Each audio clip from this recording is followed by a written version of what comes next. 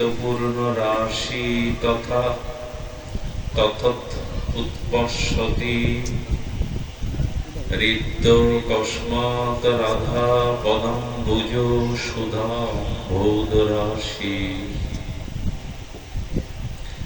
কলিযুগ পাবন অবতার, পরম প্রেমময়, প্রেম পরতত্ত্ব সীমা, রাস বিলাসীর চরম পরিণতি, প্রেম বিভক্ত বিলাস শ্রীমূর্তি, পরম করুণা বরুণালয়, কারুণ্য ঘন প্রেম ঘন শ্রী বিগ্রহ শ্রী শ্রী সচিদানন্দন নদিয়া বিহারী গৌর হরি।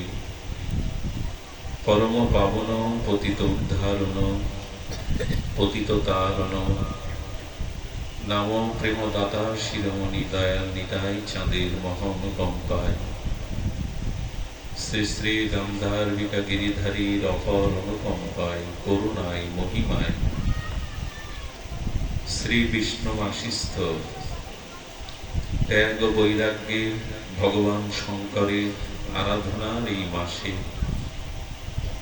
বঙ্গজননীর এই দুগ্ধ সুভষিত গাভী সুভষিত চণ্ডী পুরস্থ ঘোষপাড়া রাধা গোবিন্দ সেবাশ্রমে ভুবন মঙ্গল বিশ্ব পাবন কলিযুগের যুগধর্ম জীবধর্ম শ্রী শ্রী হরিনাম সংকীর্তন মহাযজ্ঞের পূর্বকালে শ্রীমঙ্গলিক গন্ধাদি অধিবাস শ্রী পর্বে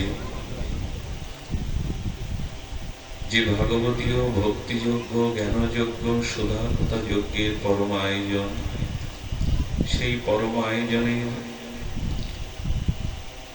অপেক্ষার প্রভার গুনতে গুনতে আজ মহাশুভক্ষণ মহেন্দ্রক্ষণ উপনীত। শ্রীমন্দির শ্রী অঙ্গনে শ্রী অধিবাস পর্বে এই ভাগবতীয় ভক্তিযজ্ঞের সুধাকথা যজ্ঞের শুভারম্ভে জীবন সর্বস্ব জীবনধন বন্দনীয় স্মরণীয় নিত্য পূজনীয় রাতুল আতুল শ্রীচরণ শ্রী শিল গুরু মহারাজের পাবন পদার বিন্দে পরার্ধ কোটি দণ্ডবৎ প্রণতি। দুরাগত সমাগত সংকীর্তন আচার্য বৃন্দ, রসজ্ঞ ভাগবত আচার্য বৃন্দ, শ্রীমান মহাপ্রভুর অনুরাগী প্রিয় বৈষ্ণবগণ, সুধী সজ্জন, জ্ঞানীজন, মহতজন, সুধীজন, স্নেহশীলা ধর্মশীলা কল্যাণিয়া শক্তি স্বরূপিণী মাতৃগণ, সমাগত সকল অনুরাগী ভক্তের চরণে দিন অতি দিনে সশ্রদ্ধ দণ্ডবৎ প্রণতি। যথাযথা গৌর পদার বিন্দে যথাযথ গৌর পদার বিন্দ বিন্দিত ভক্তিং কৃত পূর্ণ রাশি।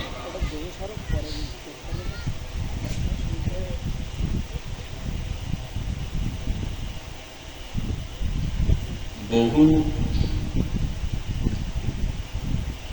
সুকৃতিলব্ধ পুণ্যাত্মা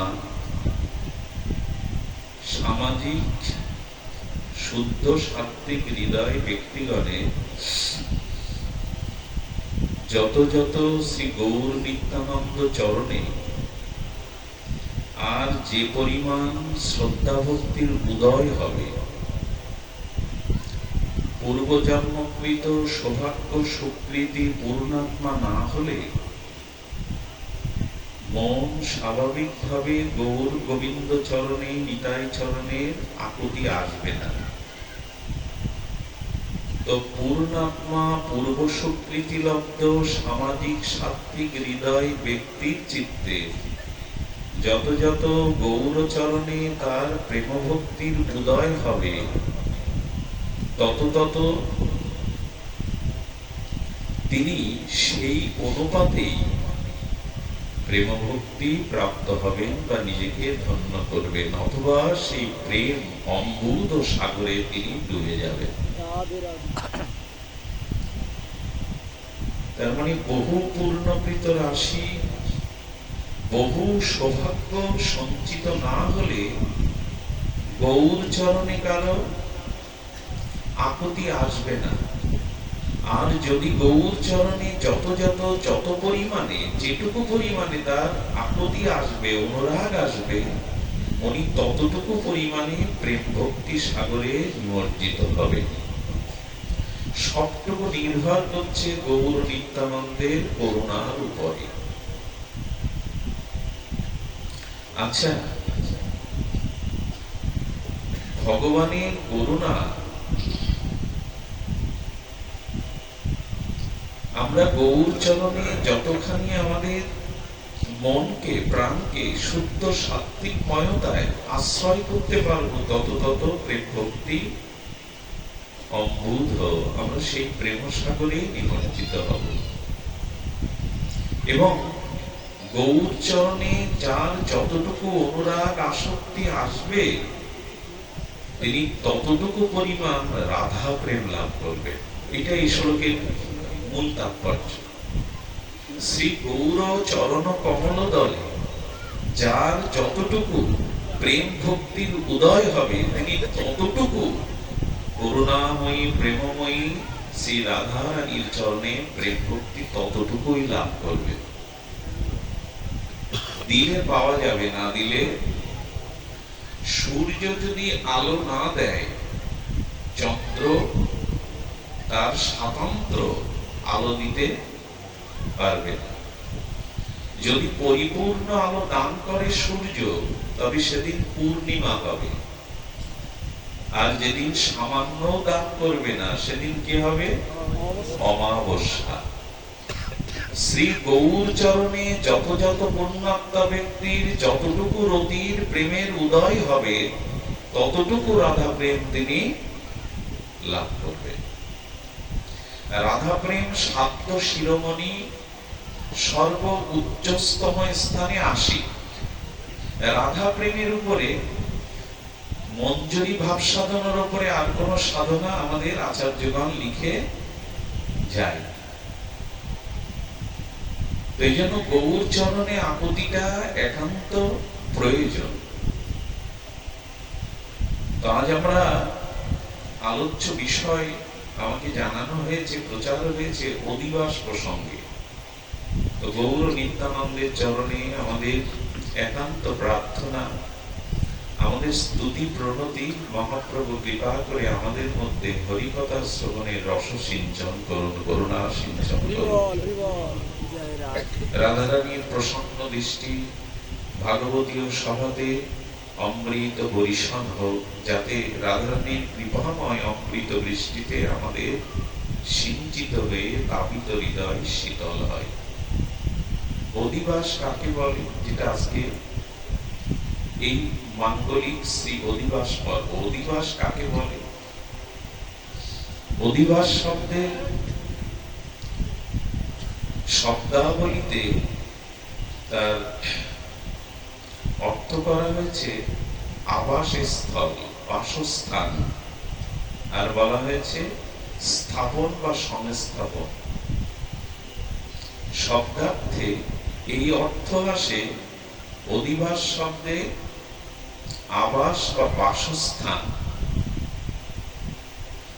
আর বৈদিক সনাতন রীতিতে কোন মাঙ্গলিক শুভকর্মের অগ্রে তার যে প্রাক প্রস্তুতি, আনুষ্ঠানিকতা, তাকে বলে অধিবাস।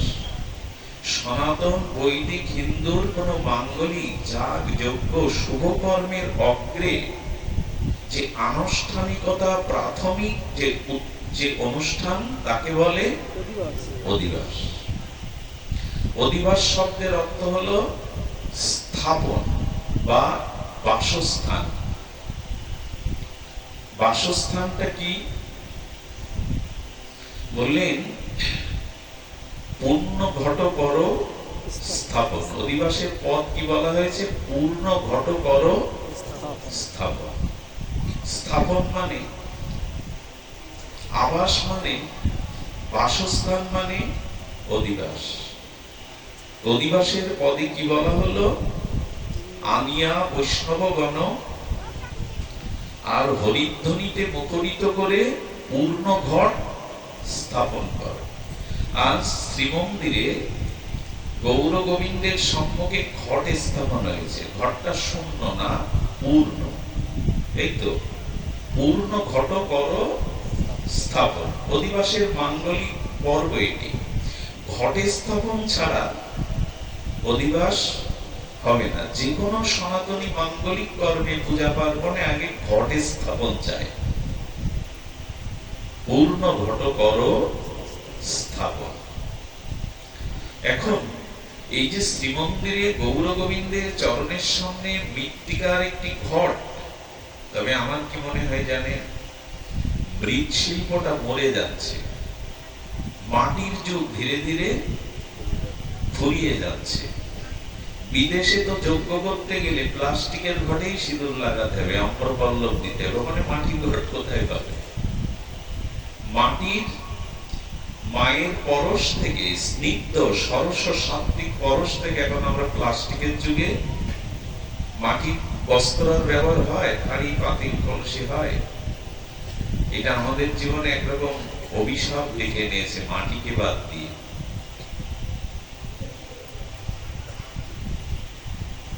মৃত্তিকাকে বাদ দিয়ে মৃৎশিল্পটা মৃত হতেই চলেছে। মৃৎশিল্প এখন আর আগের মতো তার সেই সমহান মর্যাদা নাই। তো প্লাস্টিক যেন আমরা ঘটে ব্যবহার না করি, যত সম্ভব মাটিকেই ব্যবহার করি।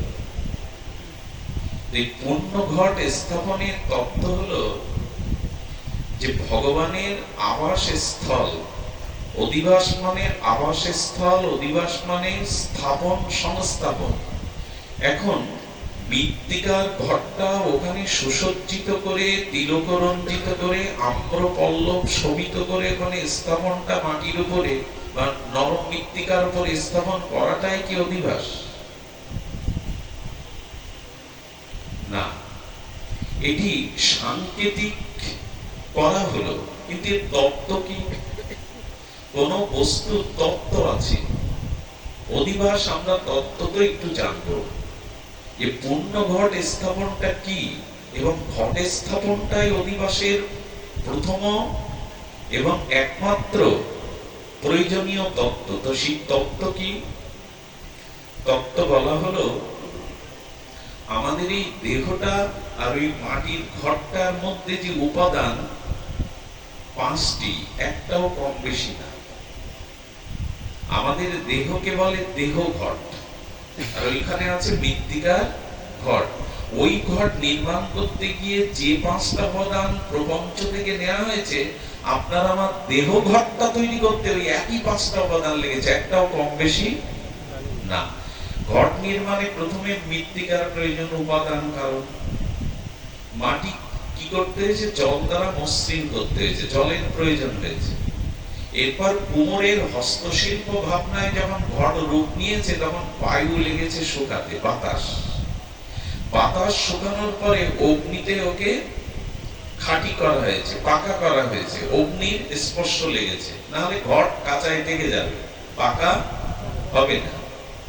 তারপরে ঘট নির্মাণের পরে ওর মধ্যে একটা ঘটাকাশ, শূন্যস্থানকে আকার বলে, ওর মধ্যে একটা শূন্যস্থান আছে, যাকে বলে ঘটাকাশ। কি কি লাগলো? জল, মাটি, বায়ু, আগুন, শূন্যস্থান, আকাশ। ঠিক ওই 5টি উপাদান দিয়ে এই পৃথিবীর সমস্ত জীবের বা মানুষের দেহ সৃষ্টি। এখন আচার্যগণ বললেন, এই দেহ ঘটকে শ্রী ভগবানের চরণে স্থাপন করো। আমরা বাইরে থেকে ঘট কিনে এনে ওইখানে স্থাপন করলাম, কিন্তু তত্ত্ব বলছে শুধু ওইখানে মাটির ঘট রেখে অধিবাস সম্পন্ন করো না। তোমরা যারা যজ্ঞ করতে উদ্যোগী হয়েছো, যাদের যজ্ঞের মানস আছে, তারা তোমাদের এই দেহ ঘটকে গৌর গোবিন্দের চরণে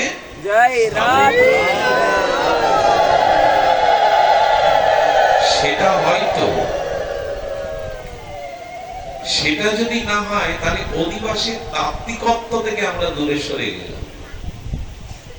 আচ্ছা, পূর্ণ ঘট কেন খালি ঘট দেয়া যাবে না? পূর্ণ ঘট করো স্থাপন, অর্থাৎ বলছেন ওই ঘটটা পূর্ণ করো। পূর্ণ করা হলো কি দিয়ে? যদি গঙ্গা থাকে গঙ্গা বাড়ি, না হলে বরণ করে গঙ্গা সদৃশ জ্ঞান করে আরতি করে পূত পবিত্র বাড়িতে পূর্ণ করো। কেন ওর মধ্যে ঘি দেওয়া যেত না? ঘি দেওয়া যেত না? বাড়ি কেন, জল কেন, অন্য বস্তু তো দেওয়া যেত, ঘি মধু উৎকৃষ্ট দুগ্ধ অমৃত এগুলো দেওয়া যেত, কিন্তু বাড়ি অর্থাৎ জল দেয়া হচ্ছে এবং সেটা বরণ করে গঙ্গা সদৃশ শ্রদ্ধা বরণ করে দেয়া হচ্ছে। অর্থাৎ তোমার এই দেহ ঘটটা যদি ভগবানের চরণে স্থাপন করো, গৌর গোবিন্দের চরণে, তার আগে শূন্য রেখো না। কি করবে? শ্রদ্ধারূপ বাড়িতে, ওই যে গঙ্গা বরণ করে জলটা করতে হচ্ছে, শ্রদ্ধারূপ বাড়িতে তোমার এই দেহময় হৃদয় ঘটটাকে পূর্ণ করো। দেহ ঘট পূর্ণ করো শ্রদ্ধা বাড়ি দিয়ে। শ্রদ্ধা বাড়ি দিলাম। আচ্ছা, ঘরটা সমান জায়গায়, শক্ত জায়গায়, কঠিন জায়গায় দাঁড়াবে? ঘট স্থাপন করতে গেলে কঠিন জায়গায় দাঁড়াবে কি ঘরটা? এই জন্য ওর তলে দেখবেন মাটি দেওয়া আছে। মাটি মানে কোমল, নরম। ইংরেজিতে কি বলে? সফট, কি বলে? যাই হোক, ইংরেজি তো জানি না, মূর্খ, তো ওইরকম বলে মনে হয়। তো মাটিটা কোমল, নরম, তার মানে তোমার এই দেহ ঘটে শ্রদ্ধারূপ বাড়ি দিয়ে তুমি যে স্থাপন করবে, দাঁড়াতে পারবে না যদি তোমার মধ্যে দৈন্যতা না থাকে, দীনতা। আমি যজ্ঞ করছি এই ভাব থাকলে আর ঘটে স্থাপন। আমি যজ্ঞের কর্তা, আমরাই যজ্ঞ করছি, এই শক্ত অভিমানে দাঁড়ে দাঁড়ালে ঘট। যজ্ঞেশ্বর আমি, আপনারা। যজ্ঞেশ্বর কে? যজ্ঞেশ্বর ভগবান। এই জন্য সর্বকর্ম ভগবানের সমর্পণ করতে হয়, কারণ কর্তা উনি, কর্তা কেউ আমরা নই। কিন্তু এক গাদা নাম থাকে যে লিফলেটে, এইগুলি ঠিক না, এইগুলি ঠিক না। ভগবানের কোন প্রচারপত্রে আমাদের নাম ভগবানের পাশে থাকবে এটা আশা করা ঠিক নয়, যদিও নিয়মে দাঁড়িয়েছে, দেয়া হয়। তো বলছেন যে যজ্ঞেশ্বর একমাত্র এই জন্য যজ্ঞের প্রথম মন্ত্রে আসলে ওইটাই, মাধব মাধব বাছি, মাধব মাধব হৃদি, সারন্তি সাধব সর্বকার্যেষু মাধব। আর গীতায় বলেছেন, যা কিছু করো আমাকে অর্পণ করে করো, কারণ তুমি কার্যের কর্তা নও, সমস্ত কার্যের কারণ আমি। তাহলে আমি কর্তা, এবং এই যজ্ঞ করে আমি আশেপাশের গ্রামকে দেখিয়ে দেব যে কিভাবে আমরা ভগবানের সেবা, বৈষ্ণব সেবা কিভাবে যজ্ঞ করলাম, যা অন্য গ্রামে অন্য লোকের দ্বারা সম্ভব নয়। এই কর্তৃত্ব অভিমান এবং যজ্ঞের যে ফলাকাঙ্ক্ষা ত্যাগ করে যারা দন্যের সহিত, আত্মসমর্পণের সহিত এই দেহ ঘটকে আজকে আমার চরণে স্থাপন করতে পারবে, এই স্থাপনের নামই হলো অধিবাস। আচ্ছা, শুধু তো জল নয়, এবার কি হয়েছে, ওখানে তিলক দিতেছে, মাঙ্গলিক, সাংকেতিক মাঙ্গলিক চিহ্ন দেওয়া হয়েছে, তিলক দেওয়া হয়েছে না? তিলক দেওয়া হয়েছে এই কারণে যে দেখো, আজ তোমার ভাব, তোমার অনুভব, তোমার আচার আচরণ কি হবে? আজকে তোমার আচার আচরণ হবে শুদ্ধ ভক্তের আচরণ। তিলক মালা তাদেরই তো থাকে যারা গুরুচরণ আশ্রয় নেয়, যারা শুদ্ধ ভক্তির যাজন করে। ভক্তের তো একটা চিহ্ন থাকবে, এসপি থাকতে গেলে তার একটা এখানে এ থাকবে না, ব্যাস থাকবে, তুমি কে, কি পদে আছো তার তো একটা ব্যাস থাকবে। তো ঠিক তদুপরি বলা হচ্ছে যে ওইখানে দেখবেন ঘটের মাঝখানে ওখানে মাঙ্গলিক চিহ্ন দেয়া হয়েছে অথবা তিলক দেয়া হয়েছে, উদ্যপুণ্ড দেয়া হয়েছে, অর্থাৎ এখন তোমার আচরণটা হবে ভক্তের মতো। এরপরে কি হলো, ওর উপরে একটা সরা দেয়া হলো, সরার উপরে ধান দেয়া হলো, ওখানে দেখবেন মাঙ্গলিক কিছু অলংকার দেয়া হলো মাটি। এরপরে একটা মুচি, ডাবের মুচি, যেটা শীষ ঊর্ধ্বমুখী, ওইটা দেয়া হলো। এগুলোর কারণ কি গো? এত কিছু কেন? যে ওর উপর সরা দাও, ধান দাও, ওর উপরে ফল দাও, তারপরে শীষ ঊর্ধ্বমুখী একটা ডাব দাও, কি কারণ? বললেন না, তুমি শ্রদ্ধাবাদী দিয়ে হৃদয় পূর্ণ করে ভক্তভাবে দন্যের সহিত গোবিন্দ চরণে যদি স্থাপন করতে পারো, তখন ওর উপর একটা পল্লব দাও। পল্লবটা 5টা না কি 7টা পাতা থাকবে। তার মানে এই পল্লব গুলো তোমার ইন্দ্রিয়, তোমার চোখ, কান, নাক, মুখ, পল্লবটা দিলে নিচের দিকে নেমে আসে। অর্থাৎ এই পঞ্চ ইন্দ্রিয় বা জ্ঞানেন্দ্রিয়, পঞ্চেন্দ্রিয় দিয়ে তুমি ভক্ত ভগবানের সেবার জন্য প্রকাশিত হও। আজ তোমার কর্তব্য হলো পল্লবটা দিলাম শোভিত হয়ে প্রকাশ হয়ে পড়ে না জড় হয়ে থাকে? প্রকাশ হয়ে পড়ে, পল্লবটা প্রকাশ হয়ে পড়ে। অর্থাৎ আজকে এই মুহূর্ত থেকে ভক্ত ভগবানের সেবার জন্য তোমার ইন্দ্রিয়গুলো প্রকাশ হোক, প্রকাশ হইল।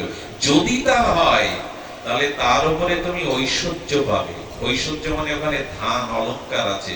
তখনই তুমি ভগবানের কৃপারূপ, করুণারূপ ঐশ্বর্য পাবে, ভক্তি পাবে, শ্রদ্ধা পাবে। আর যদি তা পেতে পারো, এই যজ্ঞ যদি এভাবে স্থাপনের দ্বারা ভগবানের চরণে নিজের বাসস্থান করতে পারো, ওখানে ডাবটা হলো ফল, দেবফলের মধ্যে সব থেকে মাঙ্গলিক কাজে ডাব।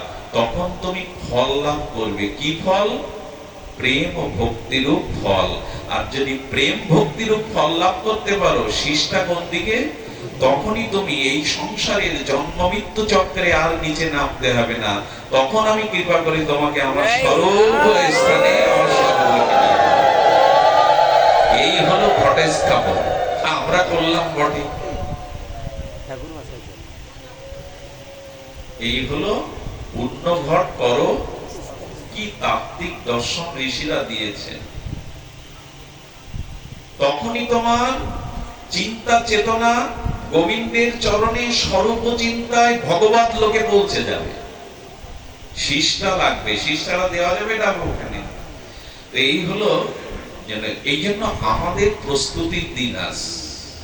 আমাদের আজ অধিবাস মানে বাবা প্রস্তুতির দিন। কি প্রস্তুতি? না, ওর মতো স্বভাবটা আমার মধ্যেই আসতে হবে। তবে এই যজ্ঞ জগৎ কল্যাণে, মানব কল্যাণে কাজে আসবে। অন্যকে দেখাবার জন্য, নিজেদের যশ খ্যাতি ঢাক পিটাবার জন্য, অন্যের সাথে প্রতিযোগিতা করে আমি করছি এই অভিমানের দ্বারা যে যজ্ঞ, সে যজ্ঞ আদৌ জগৎ কল্যাণে কাজে আসবে না। যাতে ভগবান সন্তুষ্ট হয়, যাতে ভগবানের প্রীতি বর্ধন হয়, এরই নাম যজ্ঞ। যজ্ঞ মানে এরকম লাইট প্যান্ডেল না, যজ্ঞ মানে হই হুল্লোড় না।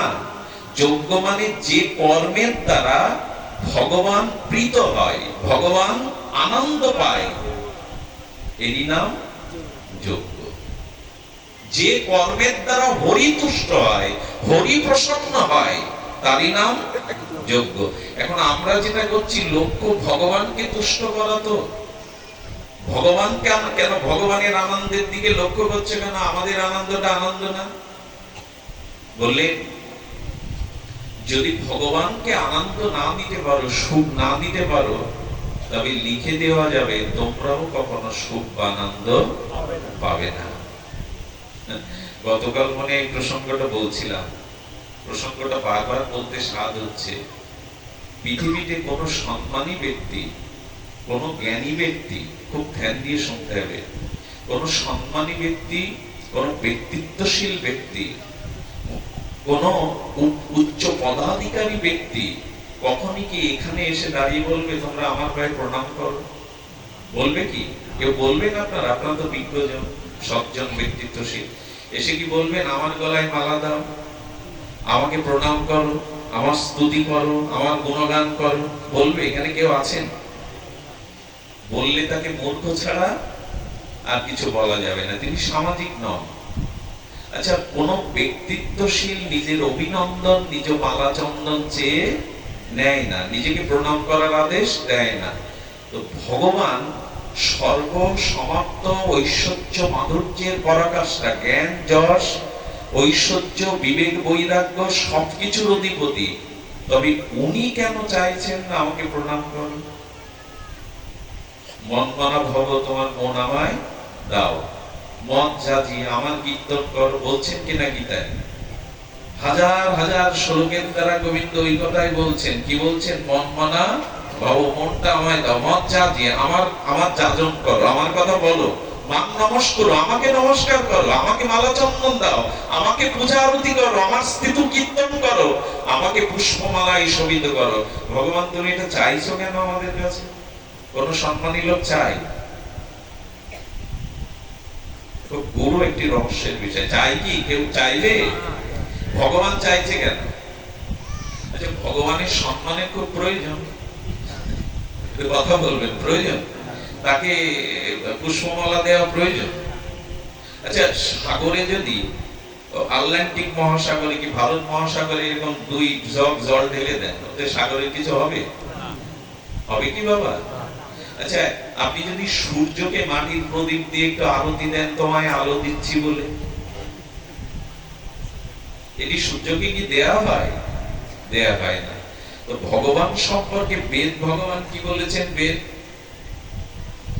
বলেছেন, ওম পূর্ণমদং পূর্ণমিদং পূর্ণাৎ পূর্ণমুদাচ্যতে পূর্ণাস্য পূর্ণমাদায়া পূর্ণমেবাবশিষ্যতে। আরো বলেছেন, আরো গীতার স্তুতিতে অভিষেকের মন্ত্রে বলেছেন, তমাদি দেব পুরুষ পুরাণা স্তমস্য বিশ্বেশ্ব পরমং নিধানাং তমব্যায় শাশ্বত ধর্মগুপ্তা সনাতন স্থানং পুরুষ মতমে। আরো বলেছেন গতির ভর্তা প্রভু সাক্ষী ইত্যাদি ইত্যাদি। এখন বিষয়টা হলো, ভগবান পূর্ণ, পূর্ণতর, পূর্ণতম, পূর্ণমিদাং, পূর্ণ থেকে পূর্ণ। আমি তাকে সম্মান দেখিয়ে মালা পরিয়ে, আমি তাকে চন্দন দিয়ে অভিনন্দন করে কি বাড়াবো? তার মাটির প্রদীপে আরতি দিয়ে সূর্যের কি যদি বাড়াবো? আমি ছোট্ট দুটো পাত্রে সমুদ্রে জল ঢেলে দিয়ে আমি সমুদ্রের জল বাড়াবো কি? এখন প্রশ্ন হচ্ছে, ভগবান কেন পূজা চাইছে, প্রণাম চাইছে, অভিনন্দন চাইছে, মালা চন্দন চাইছে, স্তুতি চাইছে, তার জন্য ভালো আসন চাইছে? এগুলোর কারণ কি? কি অপূর্ব গৌড়ীয় দার্শনিক উত্তর দিয়েছেন। এটি যদি ঠিক মন দিয়ে শোনেন, আপনি ভগবানকে ভালো না বেশি থাকতে পারবেন না এই মুহূর্ত থেকে। খুব শ্রদ্ধালু হয়ে যদি বৃষ্টি পড়ছে, পাত্র যদি অশ্রদ্ধায় ছড়ে দেন, উবুড় হয়ে পড়ে, 24 ঘন্টা বৃষ্টি পড়লে ওর মধ্যে যাবে এক ফোঁটা? এই যে কথা অমৃত হচ্ছে না, ভাগবত অমৃত ভাগবত থেকে হচ্ছে, এখন যদি শ্রদ্ধা না থাকে, উপর থাকে, তাহলে এর এক বিন্দু আপনার মধ্যে যাবে না। ভাগবতে আসলে প্রথমে ভাবটা ঠিক করতে হয়। যার ভাব যেমন, তার স্বভাবও তেমন। এইখানে যারা আসেন, তাদের উচিত কি ভাবটা? সেই কথাই তো মনে পড়লো, কুমোরের ছেলে হুকো তৈরি করছে। কি করছে? চাকে হুকো তৈরি করছে। হুকো জানেন তো, মাটির হুকো। এখন বৃদ্ধ কুমোর এসে বলছে, খোকা, সামনে গরমকাল, এখন হুকোর দরকার না, কিছু মাটির ঘট কর। ওই যে বাবার কথাটা কানে ঢুকলো, হুকো না ঘট, সঙ্গে সঙ্গে ওর ভাবটা বদলে গেল। হুকোর জন্য প্রস্তুতি নিচ্ছিল, কুমোরদের হাতে তো প্রস্তুতি থাকে, মনের ভাব থাকে, ওটা হাতে রূপ দেয়। তো যেই বলেছে ঘট, সেই ভাব বদলে গিয়ে ও ঘটটা না, ওই হুকোটা পাক না দিয়ে ঘটের পাক দিয়েছে। হুকো তৈরি হচ্ছিল, কিন্তু এখন ওই একটাই শব্দ ভাব পরিবর্তন করে ঘটের আকার দিচ্ছে। হুকো তখন বলছেন, হুকো করতে গিয়ে ঘট করছো কেন? বলছেন, আমার ভাব পরিবর্তন হয়েছে। আগে হুকোর ভাব ছিল, এটা ঘটের ভাব হয়েছে। তখন ওই যে হুকো যে মাটিতে তৈরি হচ্ছিল, সে বলছে, তোমার ভাব পরিবর্তন হয়েছে আর আমার স্বভাব পরিবর্তন হয়েছে। কি স্বভাব? এই হুকো যদি তৈরি করতে আমি নিজেও জ্বলতাম আগুনে, কারো মুখও জ্বালাতাম। কিন্তু এখন যে ঘর তৈরি করছো তাতে আমিও শীতল থাকবো, জল ভরা যে আমার কাছে আসবে সেও শীতলতা পাবে। তার মানে ভাব যার যেমন স্বভাব তার তেমন। আপনি ভাব বদলান, দেখবেন আপনার স্বভাব সংস্কার আপনি থেকেই। এখানে এসেছি ভাবটা তো সুন্দর করতে হবে। আপনি যদি কিছুক্ষণের জন্য ভাবটা সুন্দর করতে পারেন, আপনার জীবনের এই তিথিটা, এই সময়টা সুন্দর সংস্কারে ভগবান লিখে দেবে। এই যে সবকিছু ভাবের দ্বারা, যার যেমন ভাব তার তেমনি লাভ। ঠাকুর বলেছেন পরমহংসদেব, যার যেমন ভাব তার লাভটাও তেমন। এখন ভগবান কেন স্তুতি, ভগবান কেন অভিনন্দন, ভগবান কেন মালা চন্দন, ভগবান কেন প্রণাম চাইছেন, তার উত্তর হলো এগুলির কোনো ভগবানের প্রয়োজন নাই। তার ছোট্ট উত্তর হলো, এরকম একটা পূর্ণ পাত্রে যদি আরেকটু জল ঢালেন কি হবে? পাত্রটা পূর্ণ পূর্ব থেকে, তাতে আরেকটু জল দিলেন, পরিণাম কি হবে? ছাপিয়ে কোন দিকে আসবে? যে দিচ্ছে না তার দিকে আসবে। গোবিন্দ বলছেন, শুনে রাখো, আমাকে যে প্রণাম করে সে জগতের প্রণাম পায়, আমাকে যে ভালোবাসে সে জগতের ভালোবাসা পায়। আমার গুণকীর্তন যারা করে, জগৎ তাদের গুণকীর্তন করে, দেবতারা তাদের গুণকীর্তন করে। আমি সম্মান স্তুতি পাওয়ার জন্য আমাকে ভালোবাসতে বলছি না, তবে যে আমাকে ভালোবাসে তার কোটি গুণ আমি তাকে ফিরিয়ে দিই। কোটি গুণ কি প্রয়োজন ভগবানের সম্মানে? চন্দ্র সূর্য আকাশময় বরণ ডালায় যাকে আরতি করছে, আপনি আমি মাটির প্রদীপে তাকে কি আরতি দেখাবো? চন্দ্র সূর্য আকাশ বরণ ডালায় যাকে বরণ করছে, সমুদ্র যার সৃষ্টি, সপ্ত সমুদ্র, তাকে একটু শঙ্কে জল দিয়ে কি করবেন আপনি? ফুলের গন্ধটা তো গোবিন্দের অঙ্গগন্ধ, চরণের গন্ধ, তাকে পুষ্প দিয়ে কি করবেন? ভগবান বললেন, যা দিয়েছি সেটুকু আমাদের দাও, আমি কোটি গুণ তোমায় ফিরিয়ে দেব। একটা বীজ মাটির নিচে বপন করলে বীজ থেকে গাছ হয়ে একটা বীজ দেয় কি? ফসল একটা হয় কি? কি হয়? মাটির যদি এই গুণ থাকে, মাটিতে একটা বীজ দিলে হাজার বীজ ফিরিয়ে দেয়, অভাব দূর করে। গোবিন্দ বলছেন, আমাকে প্রণাম করলে জগৎ তাকে প্রণাম করে, আমাকে ভালোবাসলে জগৎ তাকে ভালোবাসে। শুধু তোমার ভালোবাসাটা আমায় দাও, এতেই তোমার জীবন পরিপূর্ণ। অর্থ, ধন, সম্পদ, যশ, খ্যাতি, পদমর্যাদায় তোমার জীবন পূর্ণ হতে পারে না। আমাকে ভালোবাসার মধ্যেই তোমার জীবনের পূর্ণতা। কবে বুঝবো এই কথা? পূজা তো নিজেই চাইলাম, লোকের যশ খ্যাতি তো আমার জন্যই চাইলাম, ভগবানের জন্য তো চাইনি।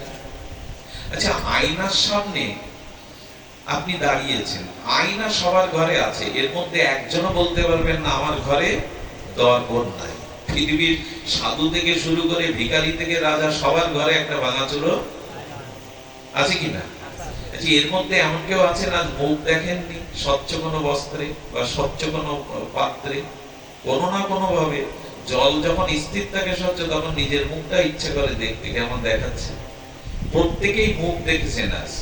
আচ্ছা, দর্পণের সামনে আপনি যখন দাঁড়ান, তখন আপনার বিম্ব অর্থাৎ আপনার এই দেহের প্রতিচ্ছবিটা দর্পণে পড়ে, পড়ে কিনা? আচ্ছা, দর্পণের সামনে আমি দাঁড়িয়েছি, দেখছি আয়নার ভিতরে তো আমি, অন্য কেউ না, কিন্তু আমার চুলটা এলোমেলো করা। কোন সুন্দরী রমণী দাঁড়িয়েছে, দেখছে হাতে বালা নেই, কানে দুল নেই, আয়নার মধ্যে দেখছে।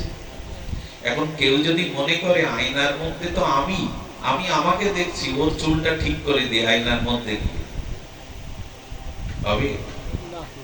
আয়নার মধ্যে চুলটা পরিপাটি করা যাবে? আচ্ছা, আয়নার মধ্যে কান দেখাচ্ছে, দুল পরানো যাবে? আয়নার মধ্যে হাত দেখা যাচ্ছে, বালা পরানো যাবে? গলা দেখা যাচ্ছে, মালা পরানো যাবে? কোনটাই পরানো। আচ্ছা, আমি হা করলে ও তো হা করবে, খাদ্যটা দিতে পারবেন ওর মুখে? অথচ আপনি ওখানে চেষ্টা করছেন, আপনিই তো দেখছেন। গোবিন্দ বলছেন কি, ওই সব না করে এক কাজ করো, আয়নার মধ্যে চুল ঠিক করতে হবে না, আয়নার মধ্যে হাতে বালা পরাতে হবে না, আয়নার মধ্যে গলায় হাত দিতে হবে না, বাইরে যে দাঁড়িয়ে আছে আয়নার সামনে তাকে সাজাও, তার হাতে মালা দাও, তার গলে মালা দাও, তাহলে দেখবে আয়নার মধ্যে জোর করে ঠেসে দেওয়া লাগবে না, ওর মধ্যেও দেখা যাবে।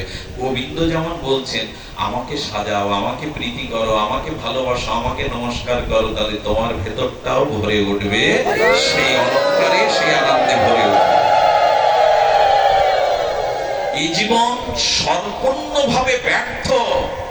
এই জীবনে সবচাইতে পৃথিবীতে বড় দুঃখী যে ভগবানকে সেবা করে না, সাধু সেবা করে না, আর শুধু স্ত্রী পুত্রে যার আসক্তি নিয়ে বেঁচে আছে পৃথিবীতে, সবচাইতে বড় দুঃখী ব্যক্তি সে।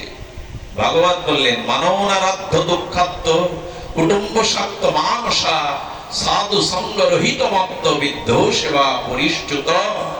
অমল পুরাণ ভাগবত বললেন, যারা সাধু সঙ্গ করে না, যারা বৃদ্ধ সেবা পরিশ্চুত, ভগবানের সেবা আরাধনা করে না, যারা শুধু স্ত্রী পুত্র দেহ সংসারে প্রবল আসক্তি নিয়ে বেঁচে আছে, এদের দুঃখ কোনো কালেই ঘুচবে না। পৃথিবীতে এরাই সব থেকে বড় দুঃখী ব্যক্তি। আচ্ছা, ভগবানকে কেন ভালোবাসবেন না? বারবার কেন বলছেন, মন আমায় দাও, আমাগত প্রাণ হও, যা কিছু করো আমাকে অর্পণ করবো, সর্বকার্যে সমাধমম, সব কাজ মাধবময় কেন? আজ আপনারা খুব বিশুদ্ধ ভক্তগণ এসেছেন, আজকের পরিবেশটা এত নির্মল, জানি না আপনাদের করুণা দৃষ্টি যতটা পড়ছে ততখানি হরি কথা প্রকাশ হচ্ছে। ভালোবাসা ভগবানকে ছাড়া, শ্রী গুরুকে ছাড়া, বৈষ্ণবকে ছাড়া আর কাউকে ভালোবাসা যায় না। খুব তাত্ত্বিক কথা, আজকের অনুষ্ঠানে একটা সার তত্ত্ব কথা। একাঙ্গী ভালোবাসা কাকে বলে জানেন? ভালোবাসা তিন প্রকার। কি বললাম শব্দটা? একাঙ্গী। একাঙ্গী কাকে বলে? একাঙ্গী একজন ভালোবাসে, কিন্তু যাকে ভালোবাসে সে তাকে ভালোবাসতে পারে না, একে বলে একা ভালোবাসা। ভালোবাসা প্রীতি কখনো এক তত্ত্বে হয় না, দুটি তত্ত্ব হলেই, ওই যে কি বলে বিদ্যুতের নেগেটিভ পজিটিভ এক না হলে আলো জ্বলবে না। দুটো বস্তুর সংমিশ্রণ, মিলন ছাড়া প্রীতি বা আনন্দ হয় কি? হয় না।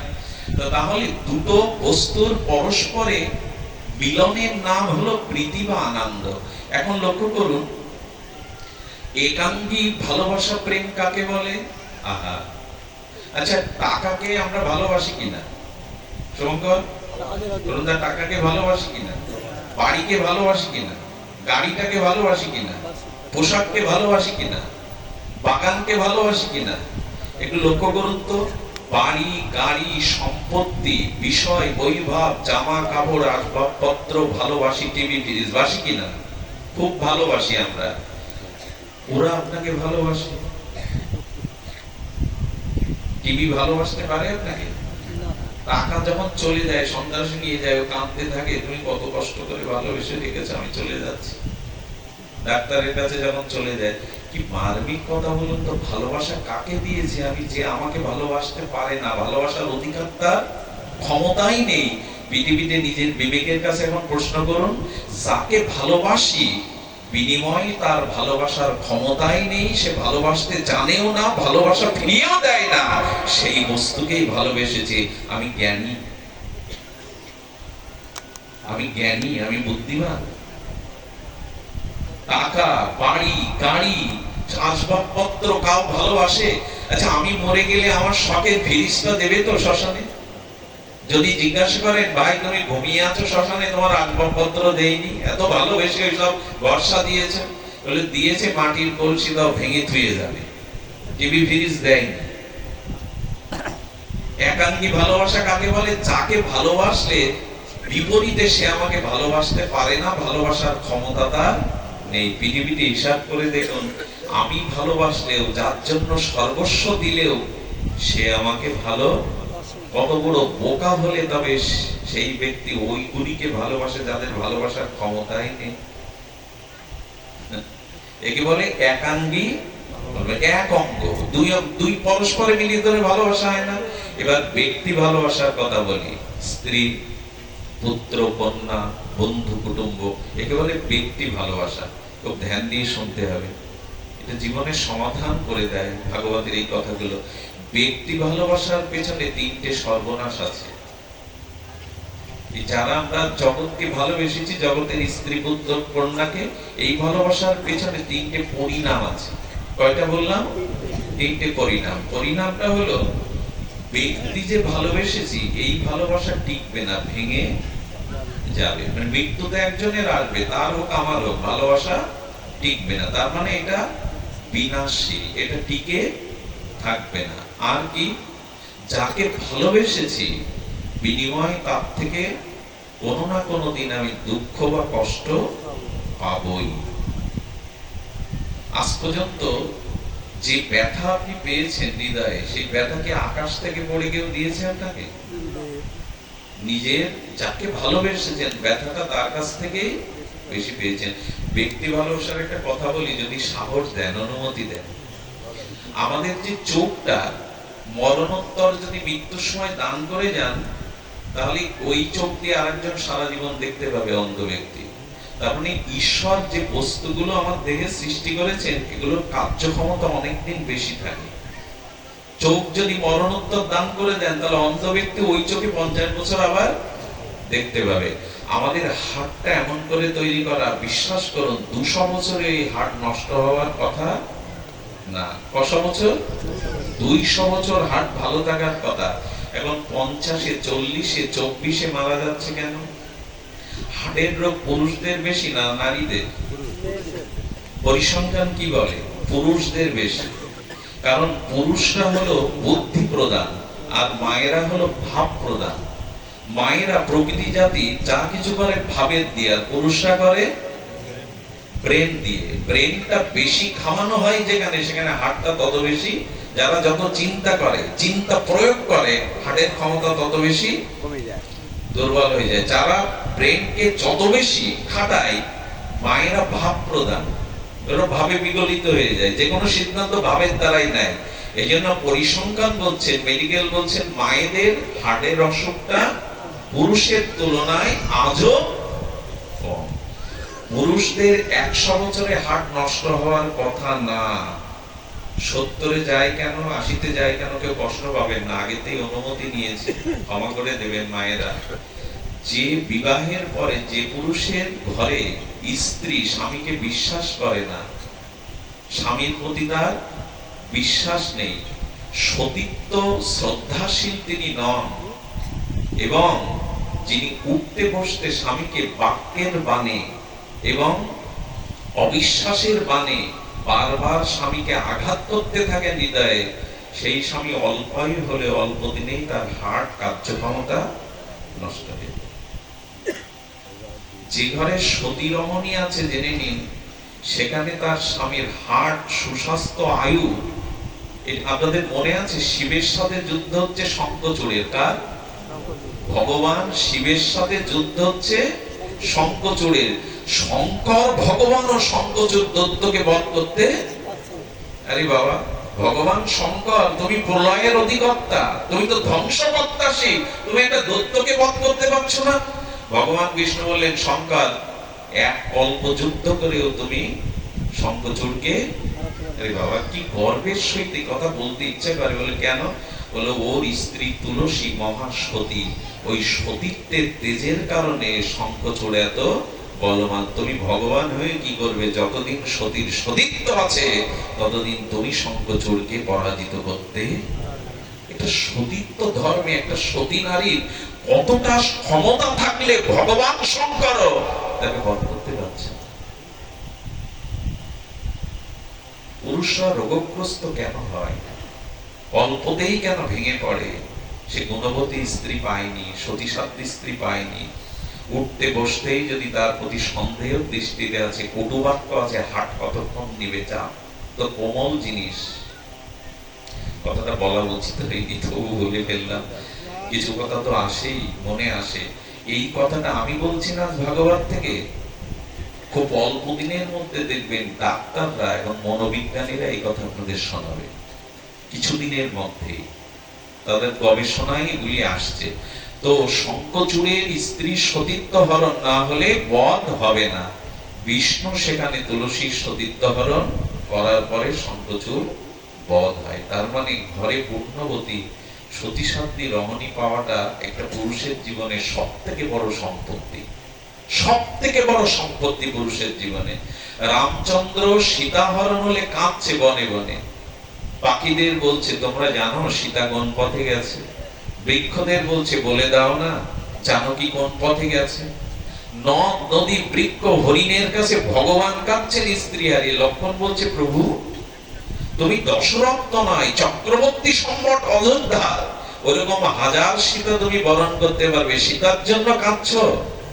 লক্ষ্মণ দ্বিতীয়বার এই কথার মুখে উচ্চারণ, সীতা কে, সীতা কি এটা তুমি জানো না? জানো সীতা আমার শয্যা সঙ্গিনী শুধু নয়, সীতা সেবাতে মা, আমাকে যখন সেবা দেয় তখন সে মায়ের মতো সেবাকারী, রোগ শয্যায় সে আমার ভগ্নীর মতো, আমি কোন সংকটে পড়লে প্রিয় বুদ্ধিমান মন্ত্রীর মতো সেই সংকট দূর করতে সে আমাকে সুপরামর্শ দেয়। শোনো লক্ষ্মণ, সীতা উদ্ধার যদি না হয় তাহলে রাম কখনো আর মন থেকে, ভগবান তার স্ত্রীর প্রতি কাঁদছেন স্বয়ং ভগবান। আর রাবণের এতে সন্দেহ হলো যে বেটা বউ হারিয়ে কাঁদে, বউ রক্ষা করতে পারে না, সে ভগবান হয়? একবার ভাবুন রামচন্দ্র সীতাকে কি সম্মান দিচ্ছেন। সীতা উদ্ধার না হলে রাম আর কখনো ফিরে, এই জন্য নারী শুধু ভোগের বস্তু নয়, তাদের সম্মান দিতে শিখুন, তাদের মর্যাদা দিতে শিখুন। এই জন্য সংসারটা জ্বলে পুড়ে খার হয়ে গেল শুধু মতনৈক্যের জন্য, কেউ কারোর সধর্ম পালন করছে না। এই জন্য আমি যেখানে ছিলাম সেটি হলো না, প্রীতি যাদেরকে আমরা ভালোবাসি সেখানে তিনটে লক্ষণ কি বললাম, ধ্বংস হবে। ভালোবাসা টিকে পৃথিবীর কোন ব্যক্তির ভালোবাসা শাহজাহান মমতাজকে রাখতে পেরেছিল? পেরেছিল? পারেনি। লাইলি মজনুকে রাখতে পেরেছিল? পারেনি। তো আমাদের কথা আর কি, বেচোবাসির কথা আর কি, রাখা যাবে না। আরেকটা জিনিস কি জানেন, এই ব্যক্তি ভালোবাসার কারণে জগতে আত্মহত্যার সংখ্যা বেড়েছে। একটা বিস্ময়কর খবর হলো, ভয়ানক খবর হলো, এখন এই প্রযুক্তির যুগে ভালোবাসার নামক এই ভালোবাসা নামক এই কাম এবং এই দুষ্পূরণীয় এক জঘন্য বৃত্তির কারণে কত সম্ভাবনায় জীবন ঝরে পড়ছে। এই ভালোবাসার পরিণাম দেখুন, ব্যক্তি ভালোবাসার কি কি বললাম, ধ্বংস হবে, ব্যথা পেতে হবে, আর তার দ্বারা মৃত্যু পর্যন্ত অপেক্ষা করছে। ঘরের ছেলেরা বিশ্ববিদ্যালয়ে 513 জন বিশ্ববিদ্যালয়ের ছাত্রছাত্রী 2023-এ আত্মহত্যা করেছেন। ভয়ানক খবর না? আপনারা আমার ছেলেরা সন্তানরাও তো যায় কলেজে বিশ্ববিদ্যালয়ে। এই জন্য ব্যক্তি ভালোবাসার পরিণাম ধ্বংস, ব্যথা, অবশেষে মৃত্যু। মার কাছেও সন্তান নিরাপদ কি আজকাল? ডাস্টবিনে পাওয়া যায় না পেপারে মোড়া সন্তান। বাবার কাছেও কি নিরাপদ? বেঁচে দেয়, নিরাপদ নয়। আমি বলতে চাইছি তার মানে ব্যক্তিকে ভালোবাসা যাবে না। ভগবান বললেন ব্যক্তির প্রতি কর্তব্য করো, অতিরিক্ত ভালোবাসা না দিয়ে ওখানে কর্তব্যটা করো। কর্তব্য এক জিনিস আর মোহ আর এক জিনিস। পুত্র কন্যা সংসারে কারো প্রতি মোহগ্রস্ত, অতিরিক্ত টান তার প্রতি ভালো নয়। তো কি করব? বললেন ভালোবাসার একমাত্র আশ্রয় শ্রী ভগবান আর গুরুদেব। এই হলো ভালোবাসার একমাত্র স্থান। আচ্ছা, আমার এই কথা এখানে অনেক গুণীজন আছেন, এখানে অনেক সংস্কারবিদ আছেন, শিক্ষিত মনীষীগণ আছেন। তারা বলে বিল্লমঙ্গল কথাটা ভুল হলো না, শুধু ভগবানকে ভালোবাসো আর কাউকে ভালোবেসো না। কথাটা তা বলা হলো না। কথাটা বলা হলে এই ভালোবাসার প্রথম উপহারটা, অর্ঘ্যটা আগে ভগবানকে দাও। ওই ভগবানকে দেওয়ার পরে যে ভালোবাসাটা ফিরে আসবে প্রসাদ করে, সেটা স্ত্রী পুত্রকে দাও। আচ্ছা, আজকে এখানে যে ভোগ হলো মন্দিরে, ওটা আগে আমাদের দিয়েছে না ভগবানকে দিয়েছে? কি কায়দা দেখুন, দিল ভগবানকে, পাবে কারা? ভগবান পাবে। দেয়া হচ্ছে অগ্রে ভগবানকে, পাচ্ছে কারা? ভালোবাসাটা ওই করুন না, ভালোবাসা প্রথমে ভগবানকে দিন, ওইখান থেকে যেটা প্রসাদী হয়ে আসবে ওটা স্ত্রী পুত্র সংসারকে দিন। এই হলো বিদ্যা। তাহলে একাঙ্গী ভালোবাসা, সে ভালোবাসা প্রকৃত ভালোবাসা নয়। আর পরস্পরে ছাড়া প্রীতি বা ভালোবাসা হয় না। আর ব্যক্তিকে ভালোবাসা যায় না এই কারণে ধ্বংস হয়, দুঃখ পেতে হয়, মৃত্যু ডেকে আনে। আরো একটা মজার জিনিস হলো, জগতে কাউকে 16 আনা ভালোবাসা যায় না। আজ পর্যন্ত আপনাকে বলুন তো, এর মধ্যে কেউ একজন আমি 16 আনা কারো মন পেয়েছি? পাবেন? 16 আনা কাউকে মন দেওয়াও যায় না, নেওয়াও যায় না। একটা জায়গায় কেবল ছাপিয়ে দেওয়া যায়, গোবিন্দ চরণে, গৌর চরণে, ওইখানে 16 আনা দেওয়া যায়। এই জন্য গোবিন্দ বলেছেন, দেখো ভালোবাসা আমার সাথে ছাড়া তোমার মিশবে না কারোর সাথে। কি মজার কথা দেখুন, ভালোবাসা আমার সাথে ছাড়া কারোর সাথে 16 আনা মিশবে না। তার প্রমাণ হলো, দুধ আর চিনি জাল দিলে মিশে যাবে, যাবে কিনা? কারণ দুধ আর চিনি স্বজাতীয়, চিনিও মিষ্টি, দুধও মিষ্টি। কিন্তু দুধে পাথর জাল দিন, দুধে পাথর দিয়ে জাল দিন, 12 বছর জাল দিন, মিশবে না? পাথর মিশবে? গোবিন্দ বলছেন কি, জগতে কারোর সাথে কারো মিশবে না, কারণ তুমি আমার অংশ। গোবিন্দ বলছেন তুমি আমার অংশ, আর কারো অংশ তুমি? আরে বাবা, মামই বংশ জীবলোক জীব, ভগবান বলছেন তুমি আমার অংশ, আর কেউ তোমাকে সৃষ্টি করেনি। এই যে আত্মাটা, ওটা আমারই অংশ। তো অংশের ধর্ম হলো অংশীর দিকে ভালোবাসা, অনুরাগ স্বাভাবিক। অংশের ধর্ম হলো অংশীর দিকে স্বাভাবিক ভালোবাসা। আমি বহুবার বলেছি, এক কথা বারবারও আসে দৃষ্টান্তের জন্য। যেমন সূর্য থেকে আগুনের সৃষ্টি, এই জন্য কোনো জায়গায় আগুন জ্বাললে তার শিখাটি উপরের দিকে উঠবে। কোনো আগুনের শিখা আপনি জোর করে নিচে নামাতে পারবেন? দেখেছেন আজ পর্যন্ত? আচ্ছা, জলের সৃষ্টি সমুদ্র পৃষ্ঠ থেকে, এই জন্য মোটরে 10 তলায় তুললে উঠে ধীরে ধীরে ধীরে ধীরে মাটির পার্থিব মাটির ঢেলাটা উপরে ছুড়ে দিলে আকাশে আটকেও থাকে না, ডাইনে বামেও যায় না, আবার যেখানে সেখানে চলে আসে। তার মানে যে বস্তু যেখান থেকে উৎপত্তি, তার স্বাভাবিক গতি সেই দিকে, গতি কিনা সেই দিকে। তা আমরা ভগবানের অংশ, তিনি অংশী, তাই আমাদের প্রাণ, আমাদের মন স্বাভাবিক ভগবানকে ভালোবাসতে চায়। কিন্তু মাঝখানে বাদ দিয়ে দেওয়া গেল, সংসারের কামনা বাসনারও বাদ দিয়ে দেয়া গেল। ভালোবাসাটা কাকে দেব, দিলাম কাদেরকে? এইখানেই জীবনের মর্মান্তিক যাতনার কারণ, কোন জন্ম মৃত্যুর কারণ, ভালোবাসাটা ভগবানকে দেওয়া হয়নি।